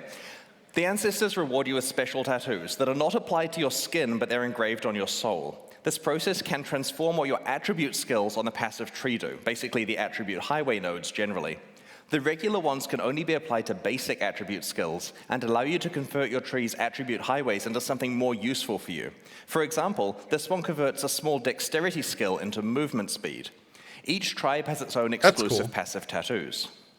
This tattoo converts a small strength skill into additional fire resistance. This one converts a small intelligence skill into additional lightning damage. And this one converts a small strength skill into one that summons a minion when you take a savage hit from a unique enemy. But don't go overboard on the number of skills you convert with tattoos, as you'll probably need at least some of your attributes left to equip items. Each of the 10 tribes has an exclusive unique item that you can earn. These rarely show up as rewards for defeating that tribe in a match. Katava's Hunger is a unique majestic plate that you can earn by defeating the Katava tribe. As you can see, it grants an immense amount of life for a single item, providing you don't have any life on any other pieces of your equipment. While this is tricky to accomplish, it also frees up all those other potential life slots to be something else that benefits your build, making it pure upside. This amulet is a unique item you can earn by defeating the Arohongui tribe. It has the powerful effect of causing your flasks to instantly recover life and mana whenever you're low. This could potentially be a powerful panic button, or maybe you want to build around permanently being on low life or mana, so all of your flask usage is instant. If you manage to win the entire And you tournament, die all the time. You'll not only receive the reward for the final match, but Hinokora will also give you a choice of 3 additional... Of 3 additional exclusive items. Let's have a look at some of the things you may be offered. First up, there are 4 unique items that exclusively come from Hinokora for completing the tournament. This belt, for example, lists a plethora of really powerful properties, both beneficial and detrimental. While you're wearing Chat, the what belt, is his shirt? The property shifts around every 5 seconds. You never know what's going to happen next. Will you always crit, always evade, never evade? Maybe you're able to find some ways to build around the detrimental effects to create as much upside as possible. Okay. Hinokora also has a selection of special, more advanced passive tree tattoos that you can only receive from her. This one transforms a 30 intelligence notable attribute skill into one that increases the level of all of your intelligence gems. You're only allowed 1 copy of the specific attribute combination tattoo on a tree. Hinokora can also award you with a new type of item called an omen. These are small items that sit in your inventory until a condition is met, at which point they are consumed and something happens. In this case, when you reach 25% life, your flasks are all replenished. Now don't worry, each player can only consume 1 omen per combat area, so you don't have any reason to fill your entire inventory with them. This one creates a portal on death. We made it for me. It won't try to save your life, but it will save you some time. I like it. This one grants you Soul Eater when you level up. It's definitely worth carrying around for that occasional massive power boost. Omens are tradable but hard to get, so use them carefully. I shudder to think about how much this one is going to be worth in the presence of those incredibly rare unique weapons from 320. Now note, going off script again here, back in the day, when we had stuff like the Prophecy and so on that let you upgrade to rare forcibly on a specific base type, we had to block the good items by putting crap uniques on the, sorry, I meant upgrade to unique. We put crap uniques on that base type so that you couldn't get it every time. Well, we stopped doing that, so a lot of the uniques that were upgraded in 320 are just the only thing on the base type. So items like this let you deterministically get something quite valuable, hence they are quite rare. The most exciting one, though. Finally, Hinokura can offer you a lock of her hair. This is a very special currency item that lets you foresee the result of using another currency item to craft something. This means, for example, you can know whether it's worth exalting your item because you'll know exactly what the outcome is. Hinokura's lock will slot into your crafting pipeline with powerful consequences. The Trial of the Ancestors offers a wide selection of valuable new rewards as you complete matches and tournaments. We really look forward to seeing what strategies you develop for building, equipping. Oh no, this is a PoE 1 league. This is not PoE 2. This is not PoE 2. No. So that's the new Challenge League. But Path of Exile expansions contain more than just a new league every 3 months. In each update, we also augment Path of Exile's endgame and shift the metagame with new gems and balance changes. This expansion is no exception. I'm going to explain the other changes in a medium amount of detail. I'm conscious that we have both new and existing players. PoE 1 a dead game? No. I'm going to try to include some extra content to help make the changes more understandable. You can find out all the detail in the patch notes and other information we'll be posting in the few weeks before release. Let's start with how the Trial of the Ancestors expansion expands Path of Exile's endgame. In December last year, we released an expansion called The Forbidden Sanctum, which introduced the Sanctum Challenge League. This league was a roguelike game set within Path of Exile where you would randomly explore a randomly generated sanctum one room at a time, alongside your regular play. You'd pick which rooms you wanted to explore out of several options and accumulate beneficial boons and detrimental afflictions that made your run easier and harder, respectively. Not only did Sanctum work really well as a league, but it also had the potential to be added to Path of Exile as part of its core endgame content, alongside systems like mapping, delve, and heist.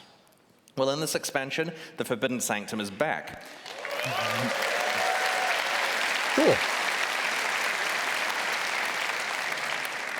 I've really been looking forward to this one. Are you guys getting drops? Sanctum as core content in Path of Exile's endgame. Great. You'll initially meet Divinia, the Sanctum NPC, in Act 10. Sanctums are now tradable items that you can find while playing maps in the endgame. A forbidden tome represents a whole floor of the Sanctum, and its rooms can be played back-to-back, or you can take breaks between them and do something else if you choose. Upon successfully completing that Sanctum floor, the next floor is generated as a tradable item with all of the state of your Sanctum run built in. This means that the item stores what boons and afflictions you had, what rewards you've locked in, and how much resolve you have left. You can then either play this floor or trade it to someone else if it feels more beneficial. For example, let's say you manage to lock in a really valuable reward. The example here is a Mirror of Calandra, but you'll also notice that, do I have a laser pointer? It doesn't work on the board. Okay, 1 resolve. This is an example here where the player has a very good reward locked in, but a massive pile of dangerous afflictions and only 1 resolve on them. If you don't feel capable of completing the rest of the Sanctum from this point, then it would normally be a write-off, right? If you gave this to me, no way am I getting that mirror. But you can now trade the Sanctum state to someone else who is willing to pay for the chance to earn the mirror, or lose it. And you can look at expected value in economics, right? It's worth some percentage of that mirror. So you trade it for like 5 chaos to someone, they run it and lose their chaos. Your relics, which act as passive bonuses within the Sanctum, are locked in for the run when you start the first floor and can't be changed for the rest of the run. Speaking of relics, they're now tradable and have been rebalanced around this. To those of you wondering, we have decided against bringing back sanctified relics for now. A complete Sanctum run now requires killing the final boss, Lycia, in both her first and second form. She will always drop a unique relic, and these have been reworked and replaced as we rebalanced everything. An important aspect of the new Sanctum balance is that your primary defenses now have some effect on protecting your resolve. Your armor allows you to mitigate resolve loss, and your evasion grants you a chance to avoid resolve loss entirely, a lot like how armor and evasion work. Your energy shield grants you Resolve Aegis, which is a mechanic that works similarly to how energy shield behaves for life. In light of the new defensive opportunities and learnings from the original Challenge League, we've rebalanced the difficulty of Sanctum, especially in later floors, and have worked to add more monster and room variety to runs. We've added new boons and afflictions themed around the new defensive mechanics and have rebalanced many of the other ones. Chat's brain is... Like other optional endgame systems, I didn't play Sanctum, so a lot of this is just... Players who don't want to play Sanctum it's Greek to me. Can trade their Sanctums to other players in exchange for an item or currency that benefits them more. Successful Sanctum play can generate a lot of rewards. It'll potentially be possible to build characters dedicated to Sanctum running. Apparently a lot of people in chat like Sanctum. In order to profit. Sanctum isn't the only improvement that Trial of the Ancestors brings to Path of Exile's endgame. We're also introducing 16 new Atlas Keystone passives to the Atlas passive tree. As a quick summary for new players joining us, the Atlas tree is a system that allows you to customize your endgame experience in Path of Exile. As you complete different maps, you gain skill points that can be allocated in the tree. You could use these points to modify the behavior of different content you encounter in in-game maps to make it more difficult or more rewarding, or to behave entirely differently. The system allows you to double down on the content you enjoy and avoid content you don't. Keystones if you can really find it on the map. That totally change how endgame systems behave. Usually they have an element of give and take and require you to come up with new strategies to take advantage of them. Each of these 16 new Atlas Keystones changes how you might interact with Path of Exile's endgame. Let's have a look at some of them now. We will reveal the rest of them before the release of Trial of the Ancestors in a few weeks. Extreme Archaeology completely changes how you play expedition encounters. Instead of placing a series of regular explosives, you now place one gigantic explosive. Every single chest or monster in the blast radius is affected by every remnant in that radius.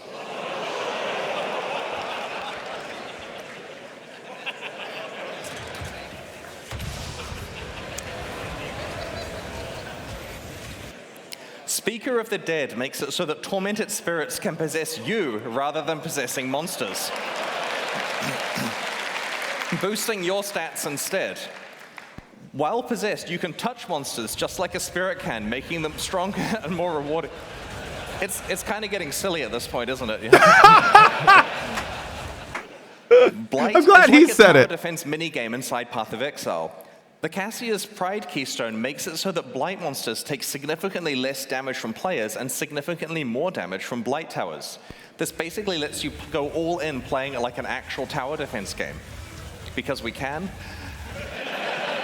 Lucid Dreams makes it so that Val side areas in your maps are no longer corrupted, meaning that you can use currency items to change their mods.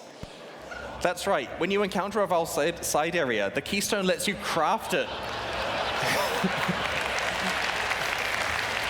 Chris, what are you doing? What are you doing? Yeah, so we rebalanced the side area mods, we've improved reward outcomes, and we've made the downside mods a bit more punishing, just to make it interesting if you try to go for the good outcomes. You may also rarely encounter a unique Val side area.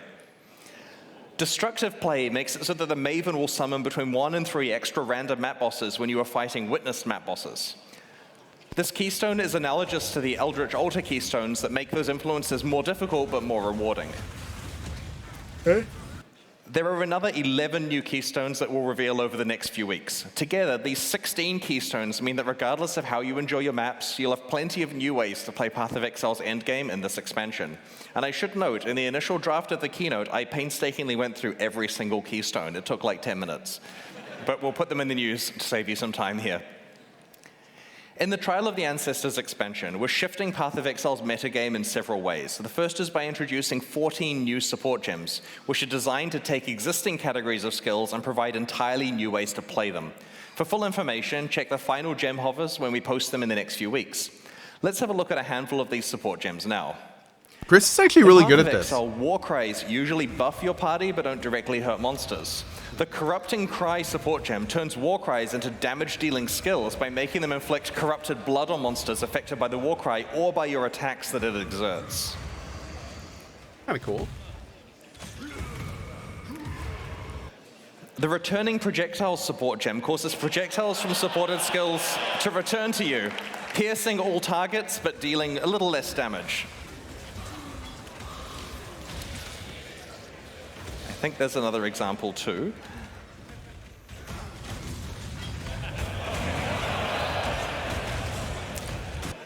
The fresh meat support gem causes minions created by supported gems to gain adrenaline, critical strike chance, and critical strike damage for a duration after they're first summoned. So you've got to work out a way to keep refreshing your minions, and it makes them a lot more powerful.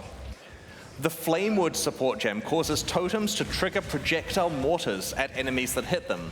This is particularly synergistic with totems that can taunt enemies, such as Decoy Totem, or one of the new Chieftain Ascendancy skills that I might talk about shortly.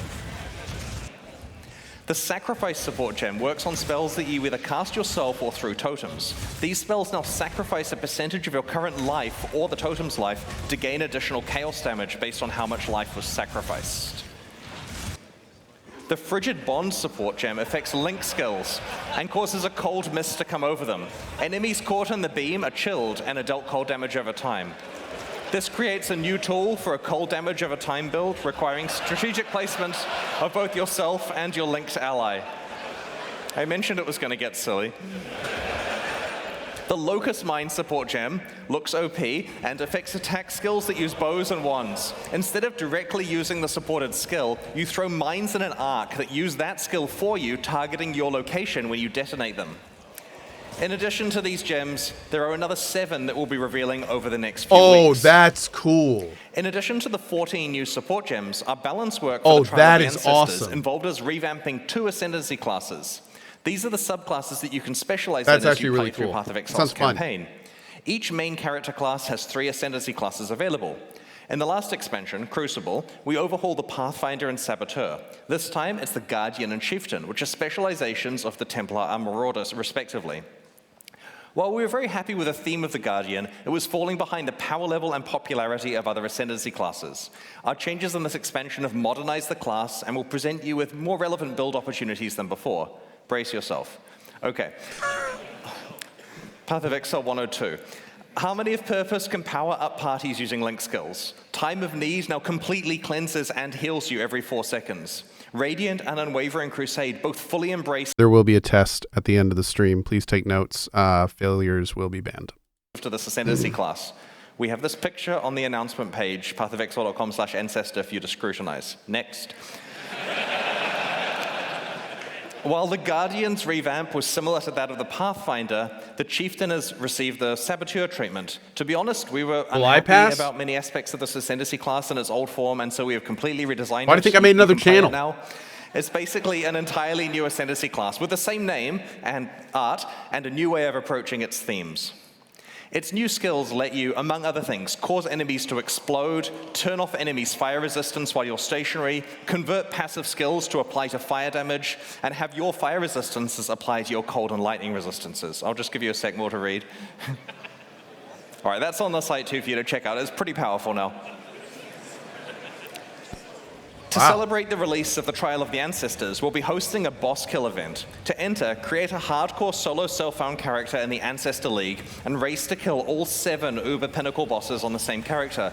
Note that unlike the last event we ran, this one is not a ruthless event. We'll post more information about the event and its prizes in the news before release. Best of luck to everyone. For the Ancestor Challenge League, we're launching 2 new series of supporter packs, the Shade and Disciple packs. Each tier contains the pack's full face value and points, alongside several exclusive microtransactions. These packs are only available for the duration of the Ancestor League and will leave the store forever when it ends. As always, the microtransactions in these packs are purely cosmetic and do not affect the character's power or progression in any way, despite how cool they look. The Shade series of supporter packs contains 6 exclusive microtransactions. All right, the sarcophagus back attachment imprisons an unspeakable evil that struggles to break free. Nearby monsters send it into a frenzy, and enemy deaths provide it with souls to feast upon. The Stygian Waypoint shackles visitors to your hideout in chains, yourself included. These chains are just cosmetic though, and they break as soon as you move. It would supposedly be a gameplay advantage to be able to imprison people. The ferryman's armor set is so full of trapped souls that some of them try to escape. Moving while wearing the boots will leave souls in your wake trying to break free.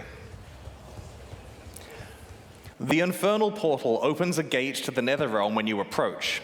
This prompted a lot of internal discussion about whether using hellfire to heat your hideout is actually safe and practical. The demon-bound crafting bench allows you to enslave a malevolent entity to craft items for you. Be warned, it has a sharp tongue and will mock you mercilessly.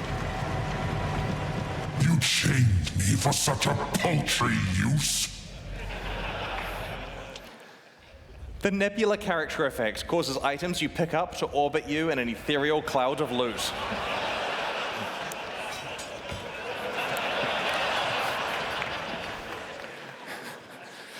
The Disciple series That's actually amazing. Also contains oh my God. Microtransactions. Look Give it to me now. I'm going to put that in the top pack. The Hero's Landing finisher effect summons a marble statue from the heavens to execute unique monsters you defeat. You decide whether it's the sword or the huge lump of rock that actually kills them. The Bell Tower map device heralds the opening of a new map with a peal of bells. Start to run out of portals, though, and it will reflect your desperate situation. This is fine. That's great. The Cathedral armor set refracts light through your character, creating beautiful patterns on the ground around it. If your life gets low, it responds in kind. That's pretty. The Observer Diamond Flask summons a tentacled mass that fires its eye lasers at enemies you critically strike while the flask is active. Again, cosmetic. The Currency Orb Charge effect lets you pick from a number of different currency types to replace your charges with, as long as you've used that currency item anytime from today onwards. Some people... We have to store it in the database, right? Some people will show they can be part of the exclusive club of players who have actually used a Mirror of Calandra. This effect also causes your charges to display in town. So the theory is you go use your standard mirror, which we all have, right? What a flex. I know, right? The Faithful Hound Pet is a very good doggo, and it knows a few tricks. You can command it to sit, roll over, or play dead. Can you pet it? And yes, you can pet the dog.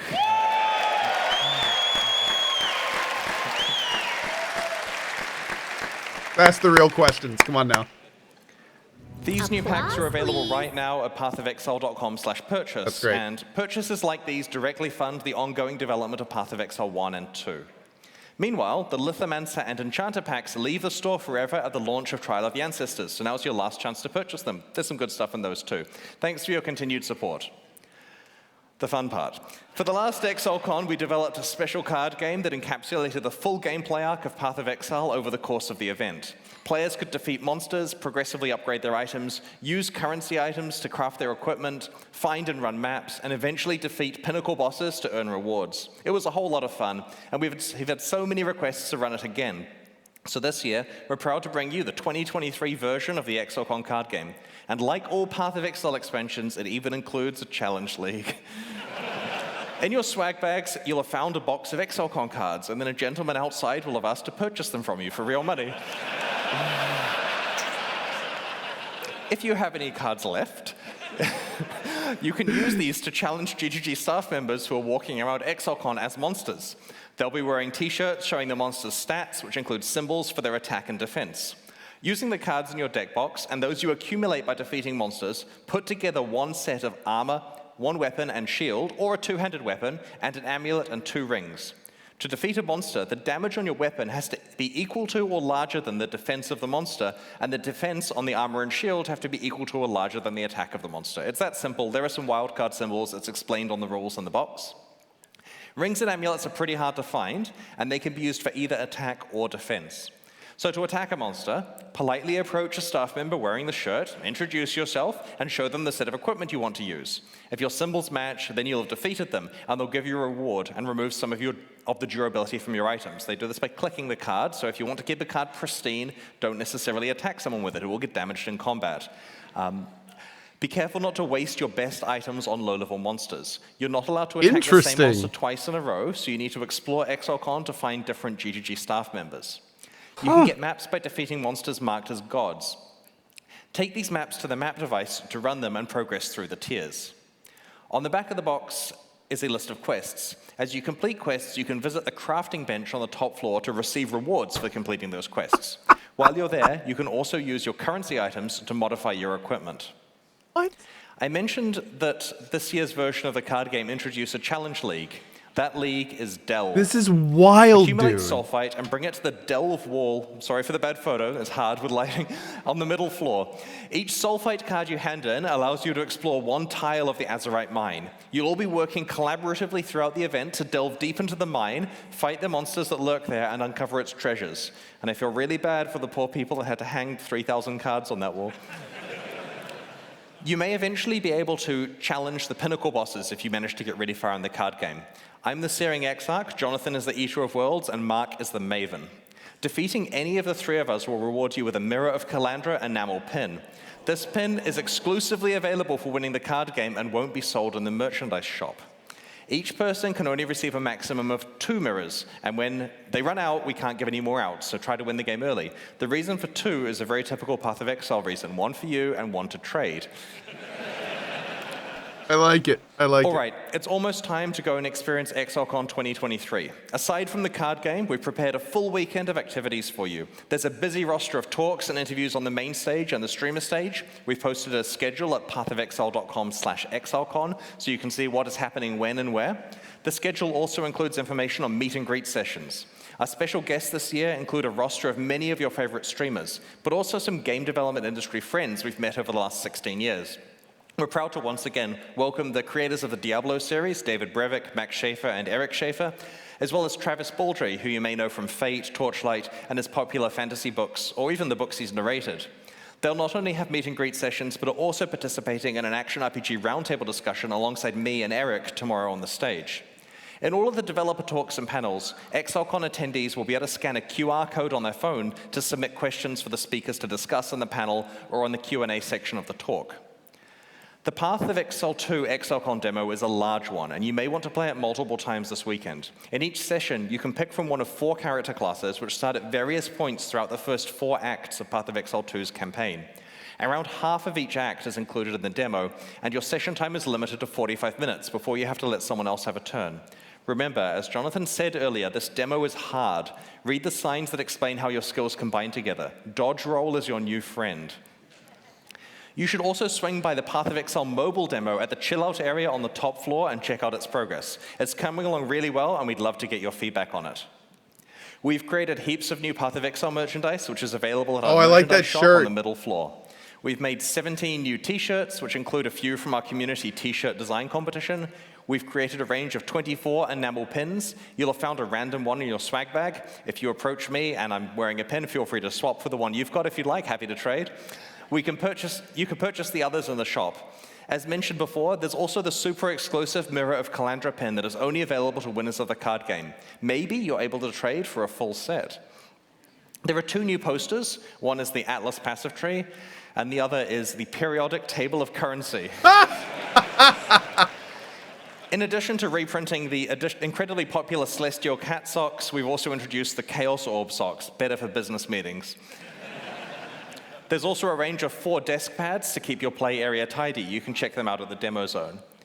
We have a limited range of ExileCon 2019 merchandise available in the store as well. Make sure to hit it up early if you want some of this, because stocks of the older items are quite limited. We have plenty of new merchandise for everyone, though, and I think I might have underestimated that. The ExileCon livestream concludes tomorrow with our grand racing finale, where 4 players compete for up to $10,000 and the title of ExileCon 2023 Racing Champion. Afterwards, we're hosting an after-party at 8 p.m. at the venue. If you're watching from home, please note that because there are multiple things going on at the same time here, and we can only stream one of them live, we'll be re-streaming 3 of today's talks tomorrow before the event starts. So to be clear, they're occurring here, people can watch them in person, but you can't watch them at that time because we're streaming something else. So we're going to re-stream those tomorrow in the 3 hours where it's way too early to do it in New Zealand, but you can watch them online from the States and Europe. This makes sure that everyone is fully up to date on all of the talks that have been announced about Path of Exile 2 before the important Q&A in the morning where you get to ask the important questions. If you missed out on attending ExileCon this year, we'll be at Gamescom in Germany in August and PAX West in Seattle in September. At both shows, the Path of Exile 2 booth will have our ExileCon demo available to play and a small team of Grinding Games developers, including me and Jonathan, to chat to, and we hope to see you there. Thanks so much for joining us this weekend at ExileCon 2023. Have a great show, everyone.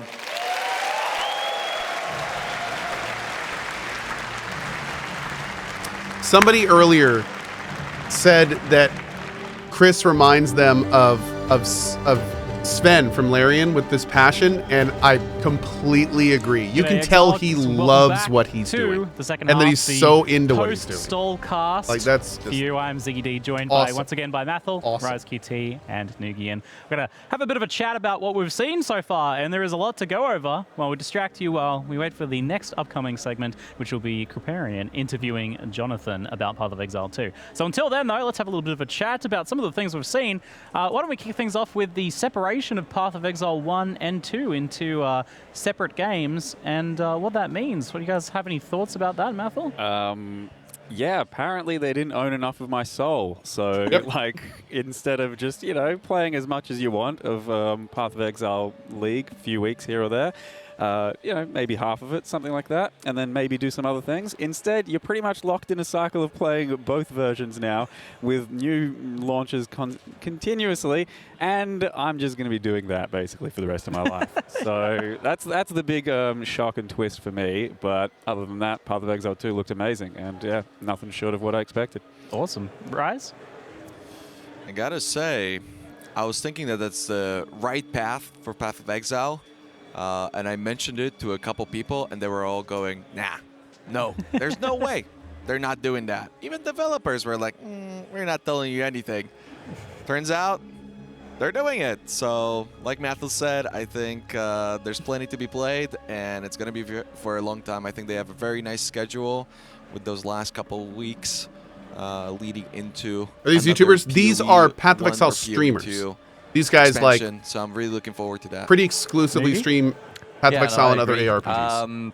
Pretty exciting. It's Mathel, Rise QT, and Nugian. Sure, like, you're still getting PoE 1 and 2 at the same time, just in PoE 2 and all upgraded. So it's not we're going to have this weird split between 1 and 2. You're just getting it all in one package with enough content to, like, just... No. Yeah. Oh. I think them separating the games the way they are does answer a lot of questions about like how certain PoE 1 things might have changed over to the new system, PoE 2 and things like that. So I kind of expected that this isn't super unexpected, but what was really unexpected for me was the fact that they're keeping up with Path of Exile 1 expansions as well. Wait, isn't he split cycle? I think he's wrong. I did not expect that in a million years. I don't think anyone did. Yeah, I thought PoE 1 was done. You know, just go legacy and you could go back and play the old content if you wanted to, but I didn't realize there was going to be new updates to that. That's good. That's a lot of work for them. They're basically going to be splitting their office into 2 teams at that point and continuing development of both games. And surely Path of Exile 1 only gets bigger and better. For the record, chat, I think he was wrong. They've been working like largely on Path of Exile 2, and you know, diverting less of their resources. They're not going to be the same game under the same umbrella. They're going to be like still been good. They've still been big, but different games. Like now, if they're working on them in tandem, there's probably a large subsection of their team on Path of Exile 1 that maybe came back and kept one client, doing 2 the games. new PoE 2 systems on it as well. I'm super curious what this means for the long term. Like, do the games get to steer in different directions? Does Path of Exile 2 get to develop in one way, while Path of Exile 1 continues in a different trend? Maybe Path of Exile 1 keeps that much faster gameplay. Maybe PoE 2 changes to this more combo-focused gameplay, a bit more interactive, and they might grow apart separately over time potentially, or maybe borrow from each other as well.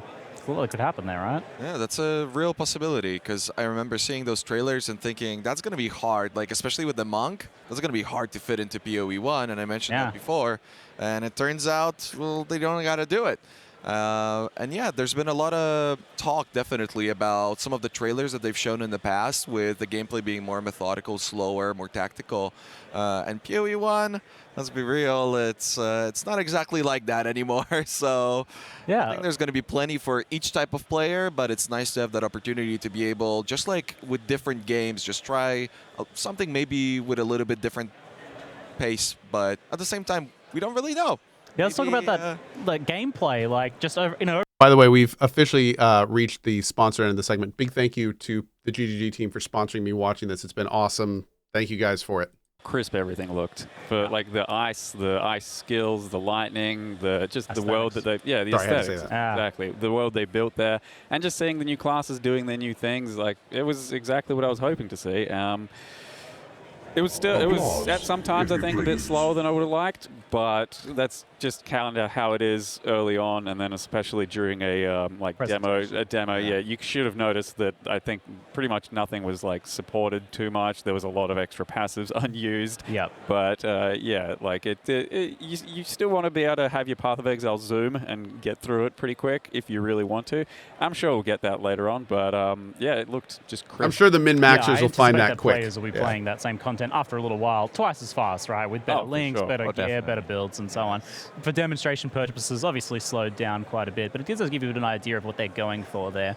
And showing that, I think, does allow for us to see a little bit of the idea of like, okay, so maybe we have the fast encounters, players really crushing stuff really quickly, but then maybe like at endgame, certain bosses or certain bosses where you're leveling, have those longer encounters, and this is what Path of Exile can do with that situation. Here's much more dynamic gameplay. We did see very different styles of gameplay too, from the Monk and from the Sorceress. One felt like a fighting game, and then the other one had like meta skills and like a bit more like combination between those different spells and things like that. So how do you guys feel about that? Did you prefer one over the other, or? I think just having the dodge available. Yeah. Every class without a cooldown. That's big. It's crazy. That's huge. Didn't have a cooldown, right? Like, that is huge. That is very. I saw some animation canceling with that too. That is very, very cool. I think that's much better. Hopefully, it's going to be much better than what it is in current Path of Exile with some of the animation canceling.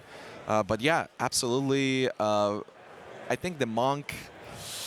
Pretty crisp. I think that was looking pretty good. The repositioning, the constant mobility, that's the sort of classes that I enjoy. So really looking forward to that. I think the going to the PoE 2 and slowing it down a bit, and all the uniqueness of all the different with the weapon swapping and all that. I think you're going to be able to live more in a certain fantasy in PoE 2 than you've been able to be. Like, there's going to be more of a distinct feel to everything. Where even as in PoE 1, you had flame dash on every warrior, like on every marauder, duelist, everything. Like, you were a spellcaster, but also a fighter. It's like, So I think like they can really lean into like the uniqueness of every character, and I think that's going to feel real good. Yeah, and then the weapon swapping as well. They haven't really specified what you can and can't do with that. They were talking a little bit about the different passives for that part seems like fire nutty. and lightning, but then can you do that with the types of melee weapons and switching that out? Like, that looks like a system that's got a lot of opportunity and probably going to be pretty tricky to develop around sooner or later. That's what I figured. Looking at the melee, the weapon swapping, I thought. What do you think gold is going to be used for? I think it's going to be the new currency. Several different weapons while you're playing, and actually spec into like a couple instead of just going for generic things and hoping that eventually you can commit to a weapon. This way you might at least be able to branch out into two different things, actually spec two different things, and then make a full choice later down the line. But yeah, I think it's going to have a big impact on melee as well as the casters. Yeah, this all kind of like weaves into what you were talking about, of things becoming a lot more distinct. Like, you can have more distinctive styles between each class, but also distinctive styles within that class where you've got a character that's swapping between two weapon types for melee, or different staves or different wands or whatever for different caster styles. And that weapon swapping system was nuts. I thought that they'd be doing something. Gold, I think, is going to be a baseline currency. It's probably what you use to buy stuff off vendors and things. With the skill system, we saw the menu where you can drop your skills in and drop your. We'll probably still have all the other stuff as well, for sure. But like NPC trade currency will probably be gold. With this weapon swapping system that actually, like, it looks like it works, right? That's the thing that struck me about as a current weapon swapping system. Yeah, occasionally someone uses it. It works. It's just uncomfortable. Yeah, no one really wants to do it. There's like an occasional build that takes advantage of it for the most part, but mostly we're leveling off-handed gems, right? It's not very interesting. What about the gems, though? Yeah? I mean, the fact that they're in the... You can just pick them. You get the uncut, the currency. Oh, yeah, the uncut gem. Oh, yeah. That was nice, wasn't it? Yeah. Yeah. That might be Ruthless Influence, because you can do that. But you're so limited. While here, you can really mess around with it a lot. It's a really nice system, especially since there seems to be even more skills, and they're going to keep introducing like they have been every league. Right now they're focusing on support skills, but I would imagine those abilities are also going to come into play eventually. So it's just no, Well, they're not replacing the currency. It looks like they added gold. Using it, yeah. And that system all the other being able orbs to have get a new purposes and gem uses anyway. in the field without going back to town. They're So just that works for that, also right? You find a cool currency. new weapon. It's got a fire. Now they it added an starts with, like, actual some fire currency. skill or meta skill built into it. That's going to work really cool with this thing. You pick up your cut gem. They can use those items for what they're used for. Cut it up into something that's going to work with that, and then you change your build on the fly. And maybe it's also working alongside and synergizing, but different to your currently existing build on your other weapon swap. Just having the icon on the UI, and you can kind of figure out what the different things are and what your style is, versus, let's say you're in PoE 1, you go to a vendor, and all you're faced with is a row of different shaped stone, and you don't really know what to do with it. So I think that's really going to just open up like just your creativity on the fly. Yeah, absolutely. Definitely. A whole new level of speed running as well. Oh, yeah. They don't have to go back to town. Yeah, well, Rise of Me doing the race tomorrow, and that'll be kind of like sealing off the PoE 1 era of racing somewhat. I'm super interested to see what happens with PoE 2, like competitive play in racing. Like, there's so much more that people can interact with there as well. I imagine weapon swapping. Julia, yeah, it's tough. On the fly, it's tough. Cut gems being cut in the field. Oh, wow. Yeah, I think the skill ceilings just opened up quite a lot. Going right up. Yeah, for sure, because that was a big limit for a lot of classes in the past for racing. For instance, Duelist, right? It needs that access to all those different weapons, and wasn't the case, but it will be now. Yeah, so much more dynamic and distinctive gameplay there, but we also saw a bunch of new classes, like more classes. What? There's already so many classes in this game. And then like with their ascendancies as well, like splitting that into so many more classes. So now, we got a mercenary, a warrior, Huntress, Druid, Sorceress, and Druid. Yeah. Druid, yeah, there we go. I'm shocked they didn't show the Druid. Maybe and that's it. Yeah. And they didn't get rid of any. I thought they were getting rid of some. Like, I thought Templar was gone. I thought Templar was being replaced by Monk. Oh, really? But they're all still there. It's like adding another class for each of the hybrids. But they haven't talked about ascendancies, right? Well, they did in the previous. They said there were ExileCon. 36. I did touch on it. No Right, relation they didn't anymore. give us the info on it. No. Yeah, not yet. I'm guessing in one of the later panels we'll start to touch on some of breaking those down a little bit. But yeah, it seems like their intent is to give much more distinctive starting points now. So like, you actually, if you play a monk, it's going to have a Cohh, you're going to stay for like the next full 6 hours? Even your early game. Not just the no, I'm going to go right about you'll have probably access to, now. But also like the sort of skill. Yeah. Guys, thank you for watching ExileCon with me. That was definitely the big announcement and stuff and everything. However, I have not eaten dinner, so I'm going to go do that. I think I'm probably done for this evening, but I will be back tomorrow morning for another nice full day. So we're going to do that for sure and go from there. So if you do want to check out the rest of the stream or you want more drops, Path of Exile, the Twitch stream Path of Exile is still streaming. So I believe they have drops on that channel if you want to finish off your drops. And then, of course, I don't know if the drops are going for the next little bit, but I think we got some more Path of Exile stuff we're going to be doing in a little bit. So we'll figure out how that goes. But anyway, thank you guys so much for being here. I will see you fine folks tomorrow morning at 8 a.m. ET for more fun and games. As always, thank you so much for all the support and hanging out today. And I will see you guys later for more fun and games. Bye-bye.